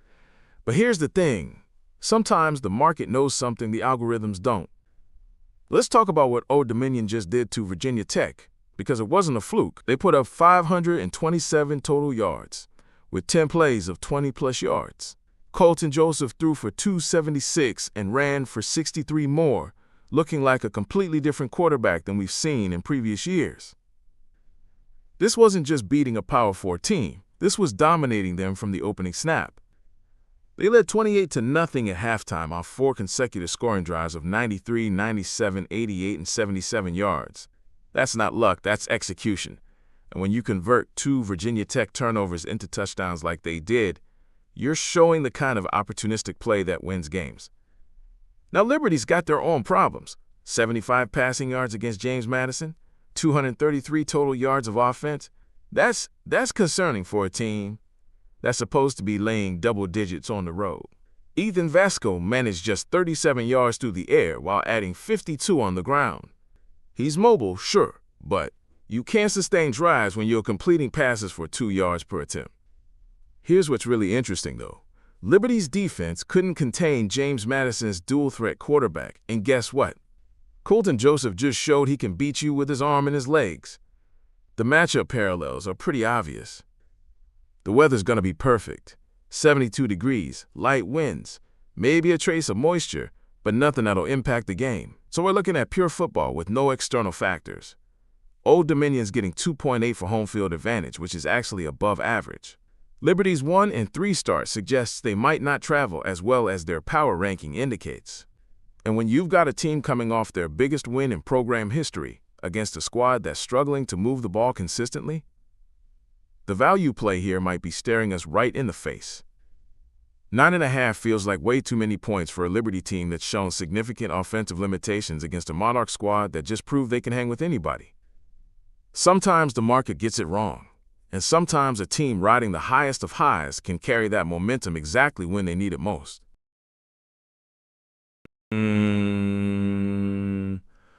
All right, so Western Michigan's hosting Rhode Island tomorrow, and I've been digging into this one because, honestly, there's some interesting stuff brewing beneath the surface here. First off, let's talk about where Western Michigan is right now mentally. They just broke through for their first win of the season after getting beat up by 3 previously undefeated teams: Michigan State, North Texas, Illinois. That's a brutal opening stretch, right? But here's the thing. Sometimes those early losses can actually set a team up perfectly for games like this. The way they won that last one was pretty telling. Brock Lowry looked legit. 2 rushing touchdowns, game-winning 2-point conversion, and he's connecting with Tyleik Williams on some explosive plays. That 4th and 10 conversion for 43 yards, that's the kind of clutch play that builds real confidence. Now, here's where it gets interesting from a betting perspective. The power rankings have Western Michigan in what they're calling the dominant team tier. Rhode Island's making a 727-mile trip, which, well, that's never fun. But what caught my eye is Western Michigan's home field advantage. It's only 2.3 points, which is actually below average. So we've got a team that should dominate on paper, but their home crowd doesn't really move the needle much. That's kind of weird, right? The weather's another factor. 62 degrees at kickoff, so temperature's not an issue. But we're looking at 20-mile-per-hour winds throughout the day, dropping to 7 during the game, with gusts up to 15. That's coming from the east-southeast, which means kickers are going to have some challenges. Here's my read on this. Western Michigan's finally clicking after that rough start. Lowry's dual-threat ability gives them red zone options that Rhode Island probably hasn't seen much of. And that defense, even though they gave up some big plays, they tightened up when it mattered most in that last game. The win factor actually plays into Western Michigan's hands. They've got a quarterback who can run it in from the goal line, and if Rhode Island's trying to keep up through the air, well, that gets harder when you're dealing with 15-mile-per-hour gusts. I think Western Michigan's breakthrough moment was real. Sometimes teams just need that first win to unlock everything. And the way they got it, with clutch plays under pressure, tells me they're not the same team that struggled early on. Rhode Island's walking into a situation where the home team finally believes in itself again. This Jacksonville State versus Southern Miss matchup is screaming value, and it's all about what happened in their last games. So Jacksonville State just absolutely demolished Murray State, rushing for 329 yards with 4 different guys finding the end zone. But here's what caught my eye. They went 6 for 6 in the red zone. That's not just good execution. That's surgical precision when it matters most. Meanwhile, Southern Miss is coming off a game where they moved the ball for 514 yards and still lost to Louisiana Tech. Now, that Southern Miss loss tells us everything we need to know about this spot. They converted only 7 of 17 third downs and went 0 for 2 on 4th down, including a crucial turnover on downs in the 4th quarter. You can rack up all the yards you want, but if you can't finish drives, you're not winning football games. The power rankings actually have Jacksonville State as the better team here, 6 points better to be exact. But the betting market? They're making Southern Miss the favorite. That's a massive disconnect, and in my experience, when power rankings in Vegas disagree this dramatically, there's usually money to be made. Let's talk about what Jacksonville State does well. Cam Cook ran for 147 yards, but it wasn't just him. They had multiple guys contributing. Lando 68 yards, Creel 58, and even quarterback Gavin Wimsatt chipped in 50 on the ground. That's a ground game that can control the clock and wear down defenses. But here's where it gets interesting for Southern Miss. Their passing attack with Braylon Braxton throwing for 392 yards shows they can move the ball through the air. Carl Chester had 5 catches for 152 and a touchdown. The talent is there. The problem? Southern Miss fell behind 30-10 At halftime against Louisiana Tech, they gave up a 73-yard pass setup and a 48-yard pick six. That's not just bad defense. That's a team that's not mentally locked in from the opening snap. Weather's going to be perfect, 69 degrees, winds at 4 miles per hour from the north-northeast. No excuses there. Southern Miss does get their typical home field advantage, but it's only 2.1 points, which is below average. That's not nearly enough to overcome what the power rankings are telling us about this matchup. Here's my read on this game. Jacksonville State is the better team that's playing better football right now. They're executing in the red zone, they're running the ball effectively with multiple contributors, and their defense made a huge goal line stand when Murray State got to the 3-yard line. That's championship-level situational football. Southern Miss has the weapons to keep pace offensively, but their inability to convert on third downs and finish drives in crucial moments is going to be their downfall. When you're getting 6.6 points of value according to the power rankings, and you're backing the team that's actually executing when it matters most.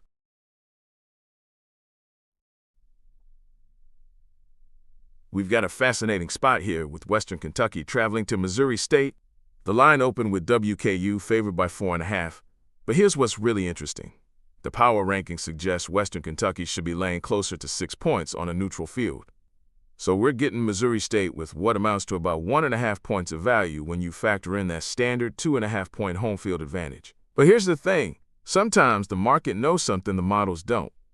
Let me walk you through what just happened with these teams. Western Kentucky just pulled off this incredible comeback against Nevada. They were down 13-10 heading into the fourth quarter, and then they absolutely exploded for 21 points in the final frame. But here's what caught my eye. Both of those fourth-quarter scoring drives were these methodical ground attacks. 85 yards in 9 plays, then 87 yards in 14 plays. That's not just good execution. That's a team that knows how to control the clock and wear down a defense when it matters most. And honestly, that's exactly the kind of trait that translates to covering spreads. On the flip side, Missouri State just destroyed their last opponent, building a 35-0 halftime lead. Jacob Clark looked like a man possessed with 5 total touchdowns, 3 through the air, 2 on the ground. The guy threw for 271 yards on 28 attempts, which is just ridiculous efficiency. But here's where I start getting skeptical about Missouri State. That performance feels a little too good to be true, you know? Like, when a team jumps out to that kind of massive early lead, it usually tells you more about the opponent than it does about them. The elevation factor at 1,300 feet is basically negligible. We're not talking about playing in Denver here. Weather's going to be perfect. 69 degrees at kickoff, light winds from the southwest at 4 miles per hour. No excuses for either team. Now, here's my read on this game. Western Kentucky's comeback against Nevada showed me something really important about their character. When you can outscore a team 21-3 in the fourth quarter, that suggests your conditioning program is on point, your coaching staff knows how to make halftime adjustments, and your players have that mental toughness you can't teach. Missouri State moving to 2-2 after what was probably an 0-2 start. That's encouraging for them, sure. But I keep coming back to Western Kentucky's balanced attack. Maverick McIver threw for 216. Lavelle Wright punched in 2 rushing touchdowns. George Hart added another ground score. This isn't a one-dimensional team that's easy to game plan against. And honestly, that special teams unit for Western Kentucky might be the X factor nobody's talking about. Matthew Henry returned Nevada's onside kick 50 yards for a touchdown. That's the kind of unexpected scoring that can cover a spread or push a total over in a heartbeat. So where does that leave us? The market's basically saying these teams are dead even with the home field advantage baked in. But Western Kentucky just showed they can win ugly, control the game late, and find ways to score in multiple phases. I'm leaning toward taking the points with Western Kentucky here. That value feels real, and more importantly, they've got the kind of proven resilience that shows up in close games.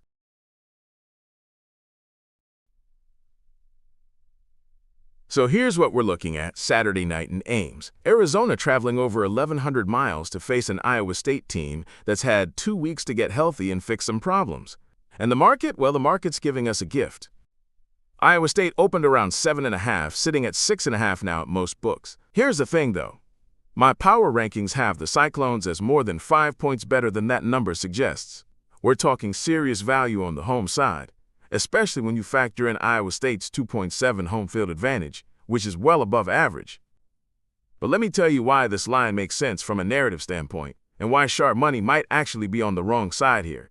Arizona just went 3-0 for the first time since 2015. They're feeling good about themselves after that gutsy comeback win over Kansas State where they nearly blew a 17-3 halftime lead. Sound familiar? That Kansas State game actually revealed everything you need to know about both these teams. Arizona's got some serious issues when the lights get bright. They fumbled a punt snap, had a kick blocked, and watched K-State march right back into the game. Their special teams coordinator probably didn't sleep for a week after that performance. Meanwhile, Iowa State, they're coming off their own scare against Arkansas State. And I mean Arkansas State, not Arkansas. After that emotional win over Iowa, the Cyclones came out flat and trailed for the first time all season against a team they should have boat raced. Classic letdown spot, which tells us something important about this Iowa State team's mentality. Now here's where it gets interesting from a betting perspective. Arizona's ground game with Ishmael Mahdi looked explosive against Kansas State. 189 rushing yards. Completely took over that game. But here's what the numbers don't show you. That was Arizona's first real test after beating up on New Mexico and Northern Arizona by a combined 88-9. Iowa State's run defense, that's been their calling card. And with 2 weeks to prepare, defensive coordinator John Heacock has had time to scheme specifically for Mahdi and Arizona's rushing attack. The Cyclones have been stout up front, and this could be where Arizona's offensive identity gets completely flipped. The other factor nobody's talking about? Iowa State's kicker, Kyle Conradi, guy drilled a 54-yarder to beat Iowa, then looked completely lost against Arkansas State before leaving with an injury. If he can't go, or if he's compromised, that changes the entire complexion of how Iowa State can attack this game. But here's my read on the situational stuff, and this is where I think the smart money's getting it wrong. Everyone's worried about Iowa State coming off a bye, thinking they might be rusty. I'm seeing it differently. This is a team that nearly got caught looking ahead against Arkansas State. They've had 2 weeks to stew on that performance. 2 weeks for Matt Campbell to remind them what happens when you don't respect your opponent. Arizona, meanwhile, is riding high, but traveling across 2 time zones to face their first real road environment of the season. Jack Toot Arena is going to be rocking for a 7 p.m. local kickoff, which means Arizona's body clocks are thinking it's 5 p.m. Arizona time, right in that late afternoon lull when energy naturally dips. The weather's going to be perfect, around 60 degrees, light winds from the east that might affect some deep balls, but nothing game-changing. This comes down to execution, and here's where I think Iowa State's experience shows. Rocco Beck's on a 22-game touchdown pass streak, longest in program history.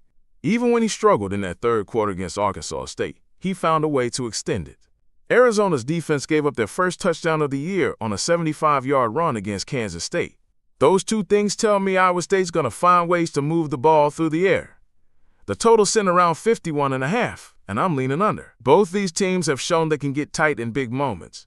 And Arizona's shown they can make the kind of special teams mistakes that lead to short fields and clock-killing drives rather than explosive plays. So where's the value? I'm taking Iowa State laying the 6.5, and I'm taking the under. This feels like a game where the more experienced, better coached team at home finds a way to grind out a cover in a game that stays under the number. Campbell's had 2 weeks to get his team refocused, and Arizona's about to find out what Big 12 road games really feel like.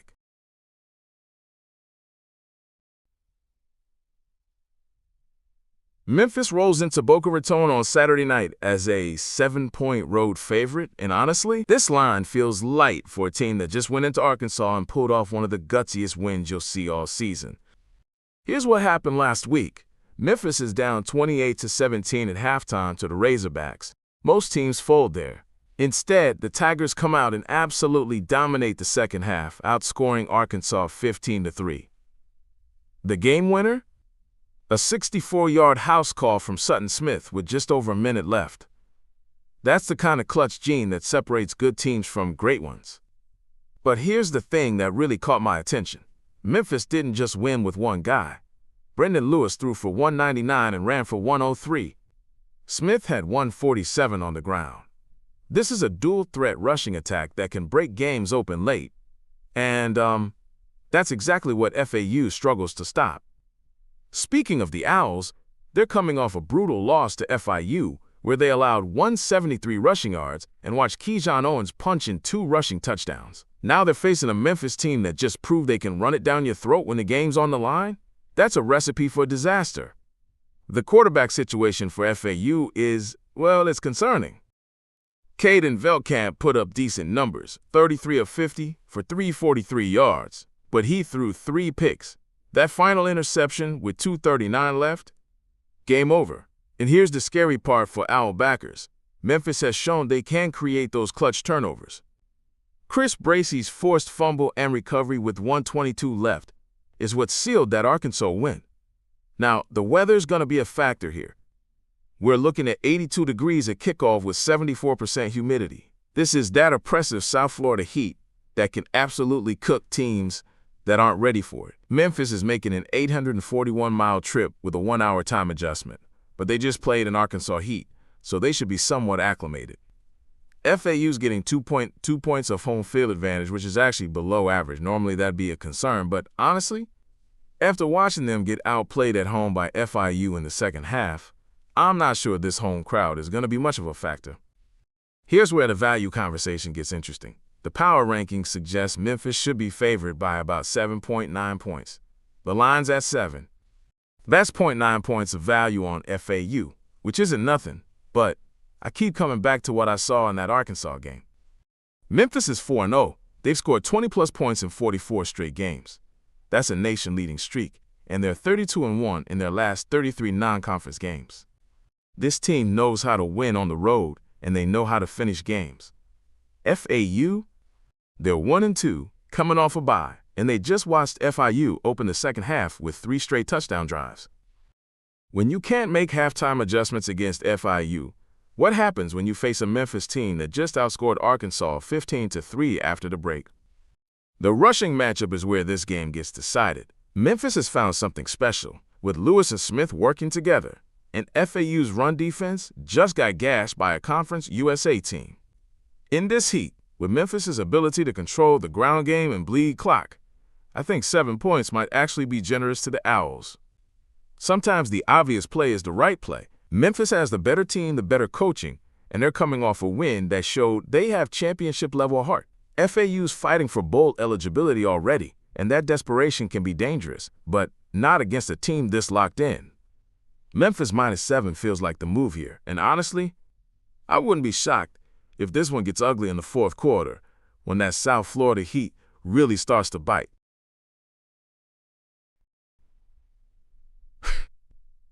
So we've got a fascinating ACC matchup brewing here between Virginia Tech and NC State, and honestly, the betting market might be completely missing the boat on this one. Let me paint you the picture. Virginia Tech just had their coaching staff blown up mid-season. They're sitting at 1-3, and up to 12 players didn't even show up for their last game because the transfer portal was open for 30 days after a coaching change. I mean, we're talking about key defensive starters like their starting linebacker and cornerback just gone. That's the kind of roster chaos that can absolutely torpedo a season. But here's where it gets interesting. The power rankings are telling us these teams are essentially dead even, with Virginia Tech actually holding a slight edge. Meanwhile, the betting market has NC State laying 7.5 points at home. That's a 9-point discrepancy, which is massive in college football. Now, I get why the market loves NC State here. They're 3-0, they've pulled off back-to-back comeback wins, and C.J. Bailey's been clutch in the fourth quarter. Hollywood Smothers is averaging over 5 yards per carry, and their defense is creating turnovers at exactly the right moments. Plus, they're getting nearly 3 points of home field advantage, which is well above average. But here's what's nagging at me. Virginia Tech's one decent performance this season came right after the coaching change. Kyron Drones threw for 307 yards, distributed the ball to 11 different receivers, and looked like he finally understood what the offense was trying to do. The interim coach Montgomery seemed to simplify things, got Drones playing within the system instead of trying to be a hero. Now, you could argue that was just beating up on Wofford, an FCS team, and you'd be right to be skeptical. But sometimes a dominant performance, even against inferior competition, can be exactly what a team needs to build some confidence and momentum. The question is whether Virginia Tech can maintain that focus with all the roster uncertainty swirling around them. I mean, when you've got players contemplating their futures instead of focusing on the game plan, that's usually a recipe for disaster on the road. But 9 points of value? That's the kind of market inefficiency that makes you take notice. The weather's going to be perfect. 74 degrees, light winds, no precipitation. So we're not dealing with any external factors that might favor one style of play over another. I keep coming back to that power ranking discrepancy. These analytical models aren't perfect, but when they're screaming that two teams are basically even and the market has one laying a touchdown, that's worth paying attention to. NC State's shown they can rally when they're behind, but what happens when they're expected to control a game from the start? Sometimes teams that thrive as underdogs struggle when they're the ones carrying the pressure.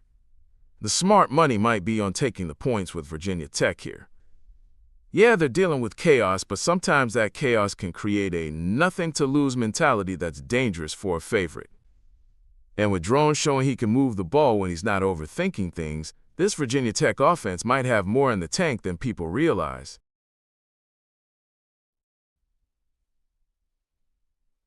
Penn State versus Oregon this Saturday night. And honestly, this line feels like it's begging you to take the Ducks. I mean, we're getting Oregon +3 against a Penn State team that's looked dominant, sure, but let me tell you why that number might be fool's gold. First off, let's talk about what Oregon just did to Oregon State. Dante Moore threw for 305 yards and 4 touchdowns. But here's the thing. After being tied 7-7 in the first quarter, they outscored the Beavers 34-0 the rest of the way. That's the kind of adjustment ability you need when you're walking into Happy Valley. But then you look at Penn State coming off a bye week and, well, they've been suffocating teams defensively. They came one play away from back-to-back shutouts for the first time since 1996. Their defense allowed 69 total yards against Villanova. 69 yards. Tony Rojas had 2 sacks. They got a pick 6. This unit is absolutely nasty. Now here's where it gets interesting for bettors. Penn State's offense has been, let's call it, inconsistent. Drew Aller himself said they need to finish some drives in the end zone instead of settling for 3 every time. Red zone struggles against better competition. That's exactly the kind of thing that keeps totals under and covers spreads. The situational stuff is where this gets really juicy, though. Oregon's making a 2,293-mile journey. That's almost coast to coast, folks.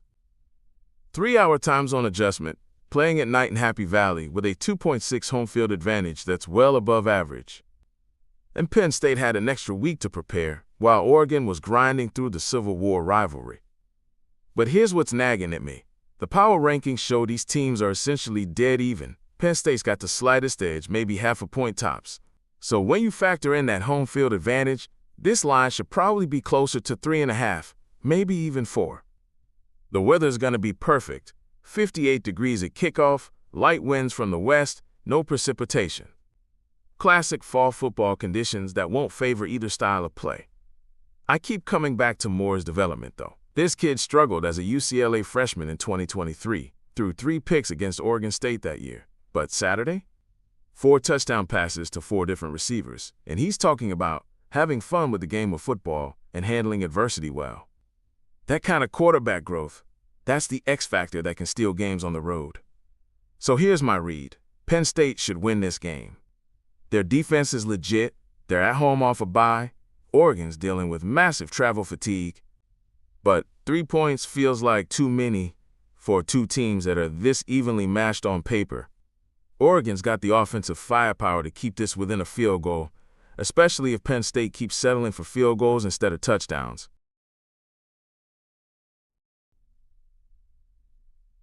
So here's what we're looking at with Washington State traveling to Colorado State, and this line is telling us a story that doesn't match what's actually happening on the field.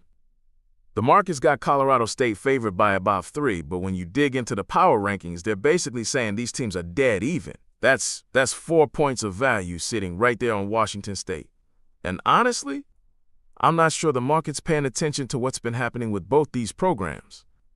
Let's start with Washington State, because this is a team in complete freefall right now. They opened the season looking competent, held their first 2 opponents to just 23 combined points. But something broke after that, and it broke hard. They've now given up 59 points in back-to-back games. That's not a fluke, that's a pattern. And the quarterback situation, it's a disaster. Coach Jimmy Rogers couldn't even name a starter before this last game.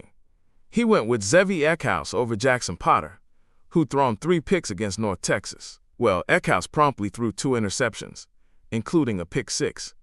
When your backup quarterback is throwing pick sixes, you know you've got problems.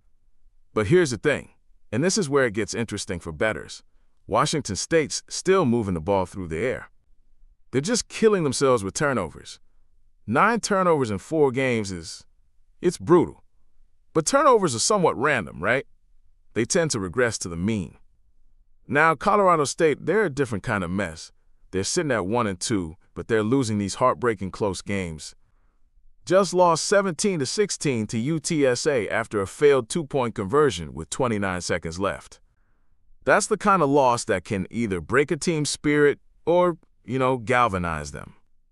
The Rams have their own quarterback rotation going, with Braden Fowler-Nicolosi and Taj Bullock both getting significant snaps. But unlike Washington State's chaos, Colorado State's actually found something in their ground game.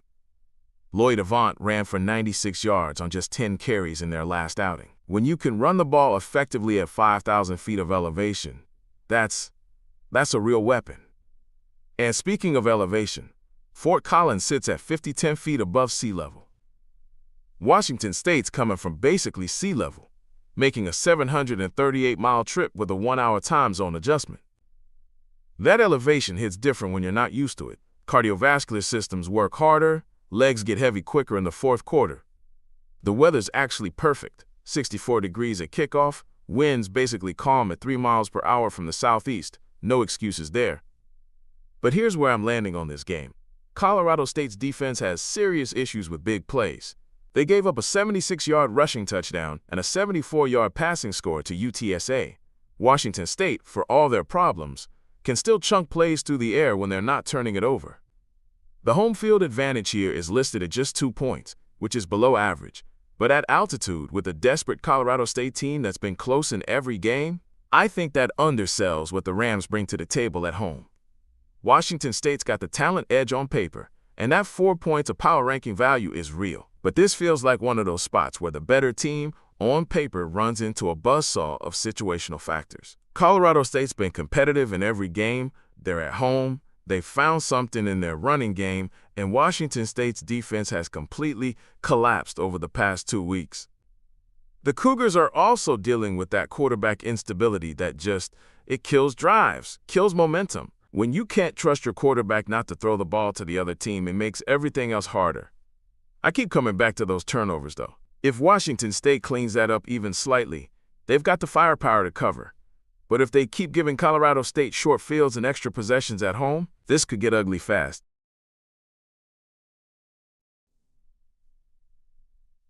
So we've got App State making the cross-country trek to Boise tonight, and honestly, this line feels way off after digging into what happened to these teams last week. Let's start with the Mountaineers, because their last game tells you everything you need to know about where they are right now. 3 red zone interceptions. 3 against Southern Miss. And here's the kicker. One of those picks was a 99-yard house call that should have been a gimme touchdown. Running back Rashad DeBinion literally had the ball in his hands for what should have been 6 points, bobbles it, and boom, pick 6 the other way. That's not just bad luck, that's execution breaking down when it matters most. And speaking of execution, they benched starting quarterback A.J. Swan mid-game for freshman Noah Gillen, who went 11 for 24 with 109 yards. Not exactly inspiring confidence in your signal caller. But here's what really caught my attention. They gave up 3 sacks to Jamon Tapp, a guy who'd never recorded a collegiate sack before that game. Never. Your offensive line is getting worked by a dude who's basically never gotten home before? That tells me the protection issues run deep. Now flip over to Boise State, and it's like watching a completely different sport. Dylan Riley just went absolutely nuclear against Air Force. 171 rushing yards, 4 rushing touchdowns, plus a 75-yard receiving score. 5 total touchdowns from one guy. That's the kind of explosive playmaker that can single-handedly cover a spread. And it wasn't just Riley. Maddox Madsen threw for 276 yards and 2 more touchdowns, 592 total yards of offense. They're clicking on all cylinders right now. Here's where it gets interesting, though, and why I think this line is actually begging you to take App State. Boise's defense gave up 511 yards to Air Force. 511. Air Force threw for 242 yards. Which, when's the last time you saw the Falcons air it out like that? So the narrative should be, Explosive Boise offense meets questionable Boise defense, while App State is coming off their worst offensive performance but might catch a defense that's been giving up chunks. But then you factor in the situational stuff, and man, App State is traveling 1,888 miles. That's basically coast to coast, plus 2-hour time adjustment. Plus, they're dealing with 2,700 feet of elevation. Not massive, but it adds up. The power rankings have Boise in that dominant team tier where, the underdog is really just trying to cover, not win outright. And Boise's getting nearly 3 points of home field advantage, which is well above average. But here's what's really jumping out at me. There's supposedly 4.7 points of value on Boise State based on the power rankings versus where this line sits. There's significant disagreement between the math and the market. So you've got App State coming off a complete meltdown game traveling across the country, facing a Boise team that just put up 600 yards at home. The weather's perfect, 68 degrees, calm winds, no precipitation, no excuses for sloppy play. I keep coming back to those red zone turnovers though. When your running back is dropping sure touchdowns and your quarterbacks are throwing picks in scoring position, that's not scheme stuff. That's mental. And now you're asking these same guys to execute at altitude, on the road, in a hostile environment. The line's sitting around Boise minus 14, and honestly, I think the market might be onto something here. Sometimes the obvious play is obvious for a reason.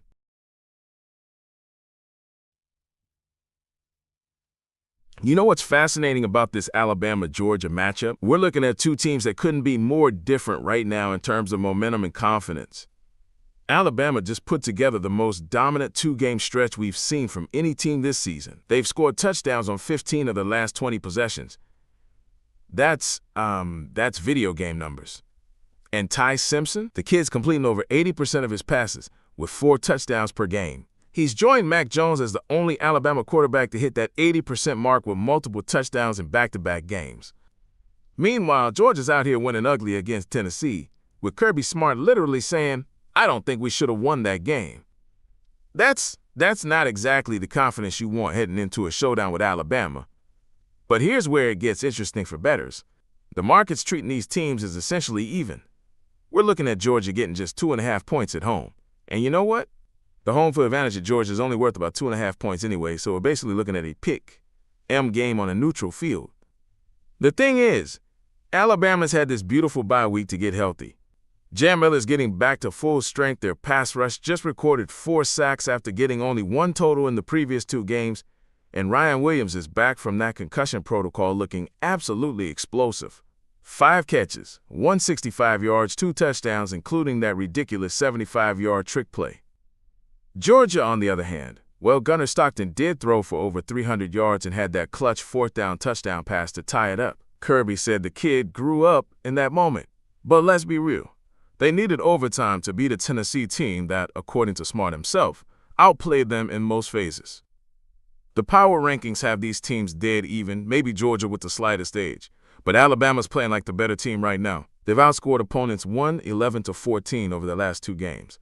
That's not a typo. 111-14. Weather's going to be perfect. 70 degrees at kickoff. Winds under 5 miles per hour. No excuses for either team. So here's my read on the value. Alabama's getting points on the road against a Georgia team that's shown some real vulnerability.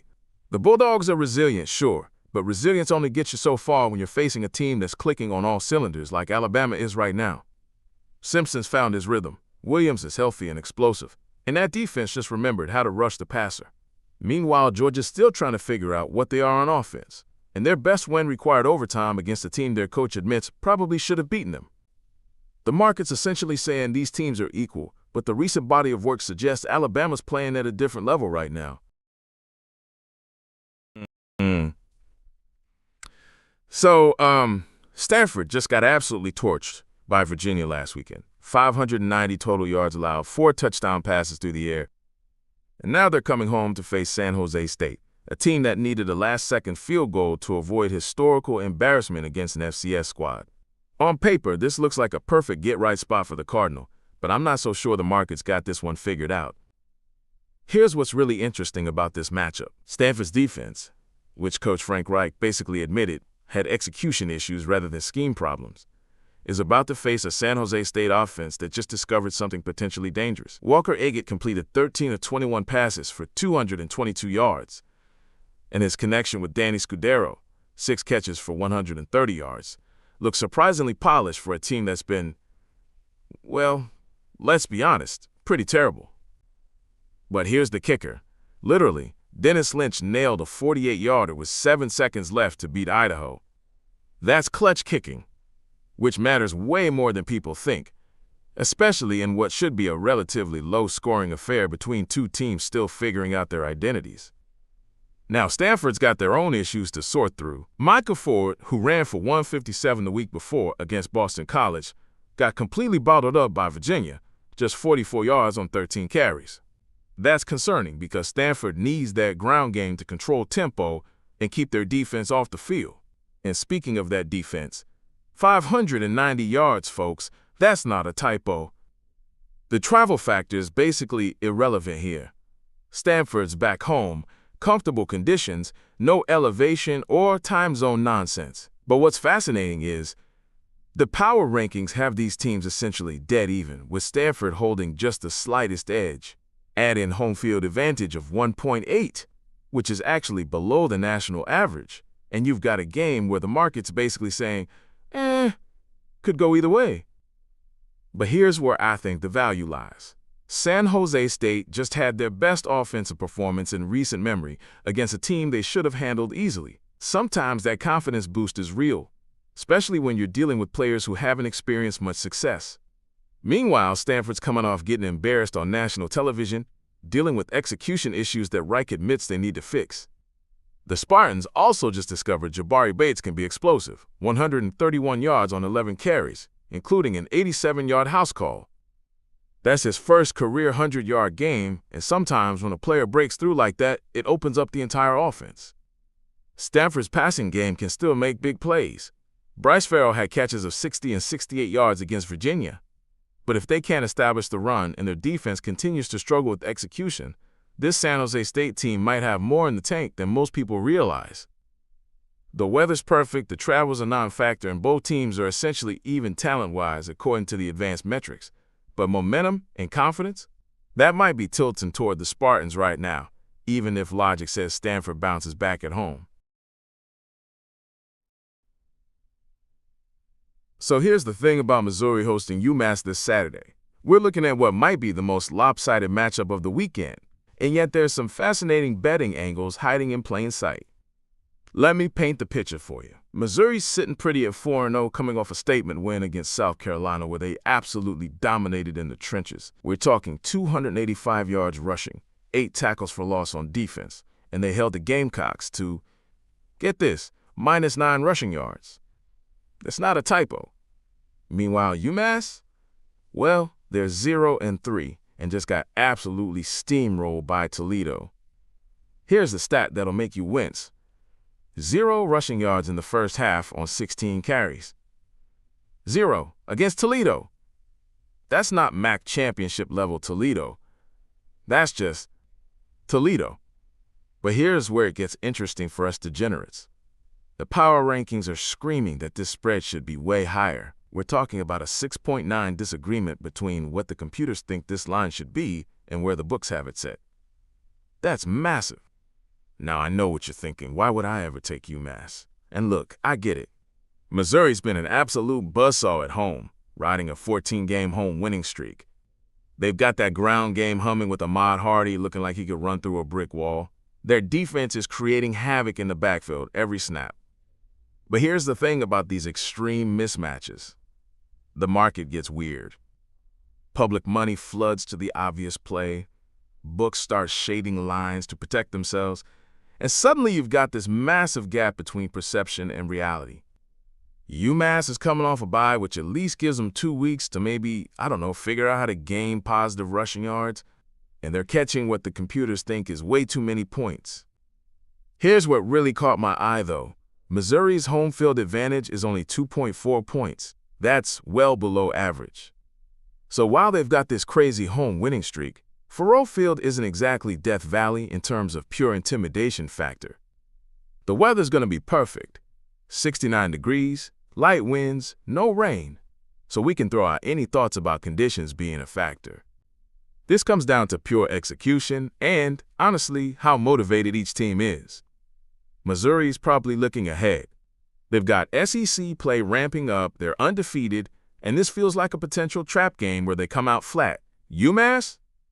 They're desperate. 0-3, getting ridiculed nationally, and they know this might be their best shot at avoiding an 0-4 start.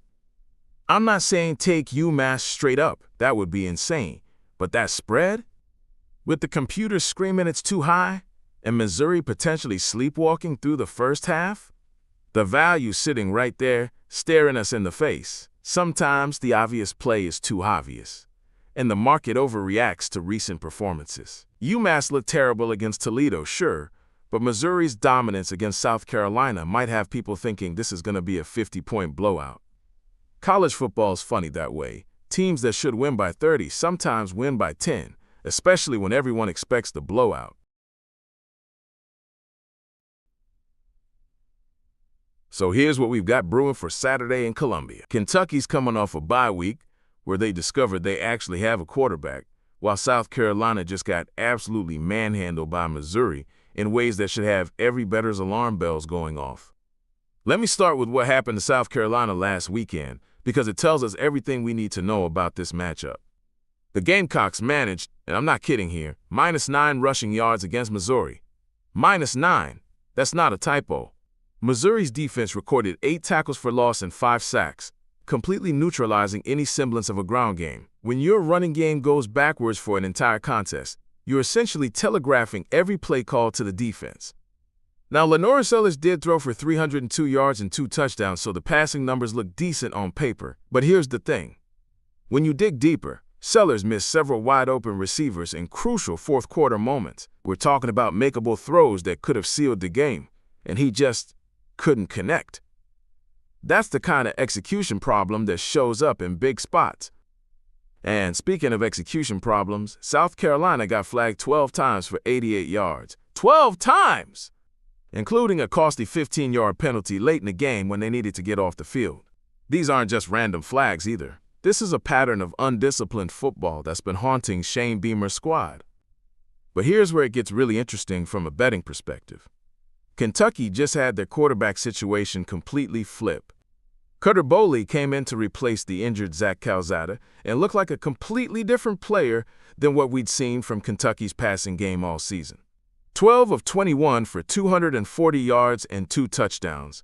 But more importantly, he completed 8 passes of 15 yards or more, including 4 over 30 yards. That's a massive upgrade from Calzada, who was completing just 46% of his passes through 2 games with 0 touchdown passes. 0. So we're not talking about a minor improvement here. This is like Kentucky discovered they had a Ferrari in the garage while they've been driving around in a broken-down pickup truck. The ground game worked too. Seth McGowan ran for 104 yards and 3 touchdowns. Plus, freshman Jason Patterson added 80 yards in his first career score.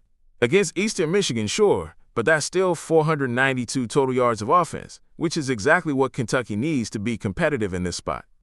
Now here's where the market gets really fascinating.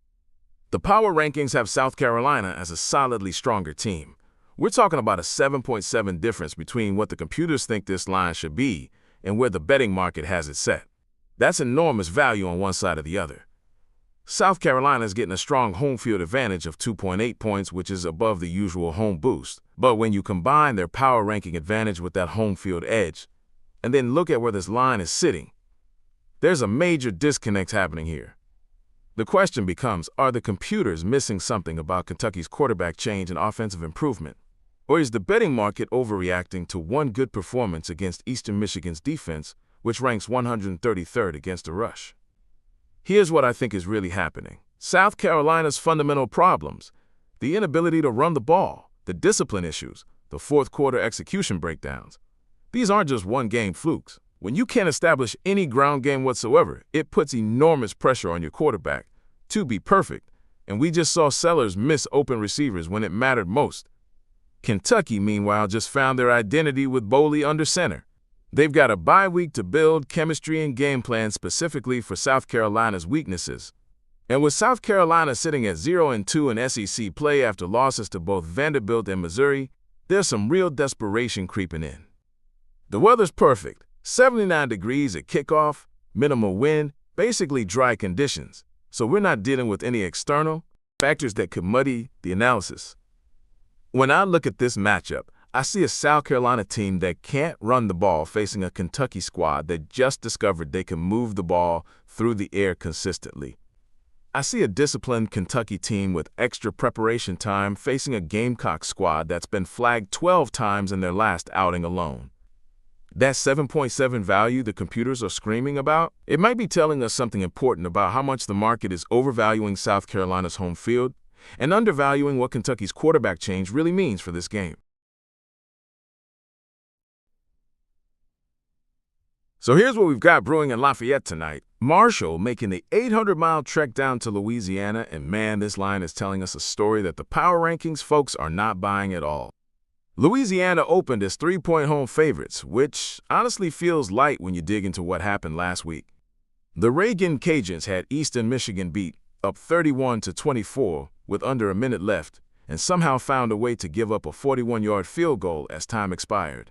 That's the kind of loss that either breaks a team or makes them absolutely desperate to prove something at home. Meanwhile, Marshall finally got their first win under new coach Tony Gibson, beating up on Eastern Kentucky 38-7. Now look, beating an FCS team by 31 isn't exactly moving the needle for me, but Carlos Del Rio Wilson looked decent. 2 passing touchdowns, 58 rushing yards, and a rushing score. The offense clicked once they settled in after that early pick. But here's the thing that's jumping off the page. The power rankings have Louisiana as the significantly better team. We're talking 8 full points of value on the Reagan Cajuns according to the numbers. That's not a small disagreement. That's the market and the analytics looking at completely different games. Louisiana's got this 3-point home field advantage that's actually stronger than usual, so you're getting that boost on top of what the models already see as a talent gap. And when I watch tape of Zylan Perry gashing Eastern Michigan for 110 yards and 2 scores, including that clutch 10-yard touchdown with 47 seconds left, this Louisiana rushing attack has some serious juice. The concern? Daniel Beal threw 2 picks last week, including a pick 6 that basically handed Eastern Michigan 14 points. You can't do that against Marshall's defense, which just held an opponent to 102 total yards. Granted against FCS competition, but still. Here's my read on this spot. Louisiana's dealing with that brutal late-game collapse, but they're at home, they're the better team according to the metrics, and they've got a rushing attack that should control this game. Marshall's riding some feel-good vibes from their first win, but that was against Eastern Kentucky, not Sunbelt competition. The weather's perfect, 72 degrees, light winds from the east-southeast at 2 miles per hour. No excuses there. If I'm looking at this 3-point spread, I'm thinking about Louisiana's ability to bounce back at home versus Marshall's ability to build on that momentum from last week. But when the power rankings are screaming 8 points of value on the home team, that's usually telling you something the betting public isn't seeing yet. The real question is whether Louisiana can execute in those crucial moments after failing so spectacularly last week. Because if they can't close again, Marshall's got the kind of balanced attack that could steal this thing outright. Louisiana Tech making that 800-mile trek to El Paso this week, and honestly, I think the market's got this one backwards. Here's what jumps out immediately. UTEP's getting 2.5 points at home, but their home field advantage is sitting at just 2.4. That's below average, which means the Sun Bowl isn't giving them the typical boost you'd expect. Meanwhile, Louisiana Tech just showed they can execute when it matters, building that 30-10 halftime lead against Southern Miss. But here's where it gets interesting. Blake Baker threw for 239 yards and rushed for a touchdown in that win, showing he's got that dual-threat capability. The guy can beat you with his arm. That 73-yard bomb to Eli Finley was a thing of beauty, and he's not afraid to tuck it and run when the pocket breaks down. Now, UTEP's offense? That's a different story entirely. Malachi Nelson can sling it, no doubt. 404 yards against UL Monroe, but 3 picks? Including that game-ending interception at their own 43.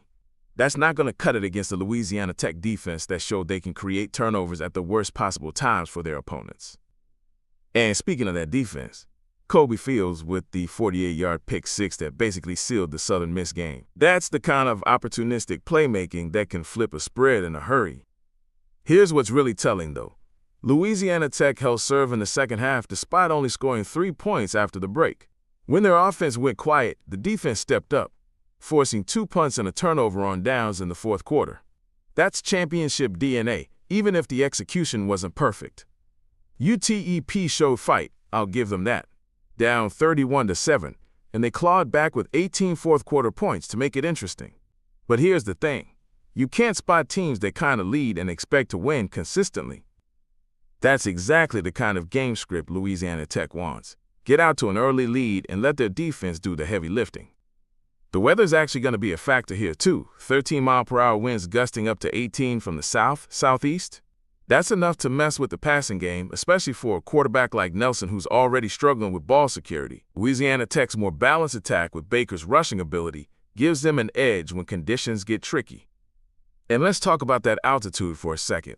3,900 feet in El Paso. That's not Denver, but it's enough to affect visiting teams who aren't used to it. Except Louisiana Tech's had all week to prepare for this trip. They know what they're walking into.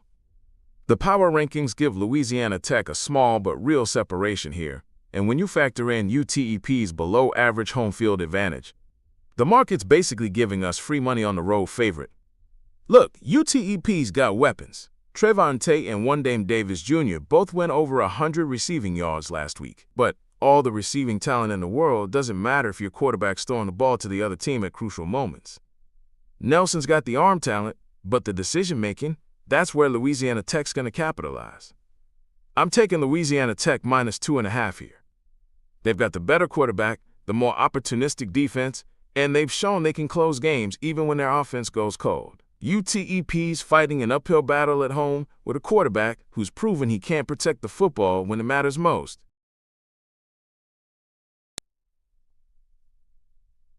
So we've got an interesting spot here with BYU heading to Boulder to face Colorado, and honestly, this line feels off to me.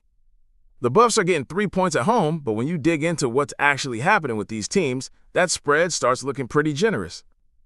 Let's start with BYU, because their defense has been absolutely suffocating through 3 games. We're talking 16 total points allowed. That's just over 5 per game. And it's not like they're playing cupcakes and getting lucky. When East Carolina got inside the 10-yard line twice, BYU stuffed them both times.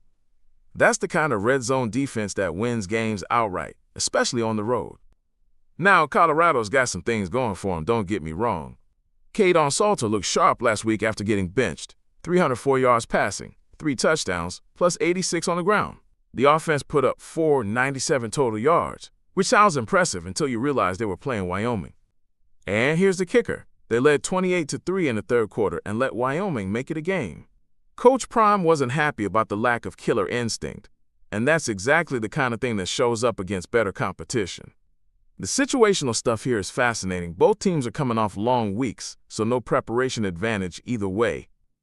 But we're playing at 5,400 feet in Boulder, and that altitude factor is real. However, BYU's from Provo, they practice at 4,500 feet year-round.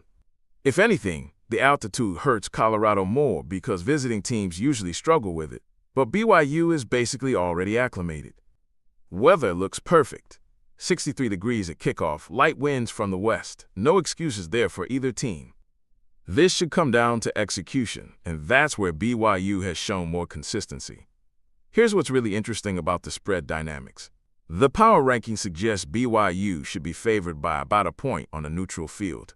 Colorado's getting 2.6 for home field, which is actually above the typical home advantage. So we're looking at roughly 2.5 points of value on Colorado based purely on the numbers. But here's the thing about value. Sometimes the market knows something the numbers don't capture yet. BYU's freshman quarterback Bear Bachmeier just had his first road test and handled it beautifully. 2 touchdowns, stayed composed, managed the game. Meanwhile, Colorado's still figuring out their identity. 1 week Salter's benched, the next he's thrown for 300 yards. That inconsistency is concerning. The injury situation on Colorado's offensive line adds another wrinkle. Jordan Seaton, their left tackle, was limping around in sweatpants after getting pulled in the second half. If he can't go or isn't 100%, that's a massive problem against BYU's pass rush. Looking at the total, and this is where it gets interesting, BYU's averaging just over 5 points allowed per game. Even if Colorado's offense shows up, we're probably looking at a game where points might be harder to come by than the market expects. BYU's offense isn't explosive, but they're efficient. L.J. Martin had that 41-yard touchdown run, and Bachmeier can hurt you with his legs. I keep coming back to that red zone defense from BYU. Twice East Carolina got inside the 10, twice they got stopped. That's championship-level stuff, and it's exactly what you need on the road in conference play. Colorado's shown they can move the ball between the 20s, but can they finish drives against this defense? The market's giving Colorado a lot of credit for being at home and having that explosive offensive performance against Wyoming. But I think we're seeing a classic case where one team's ceiling gets overvalued against another team's consistent floor. BYU doesn't need to be perfect. They just need to be themselves.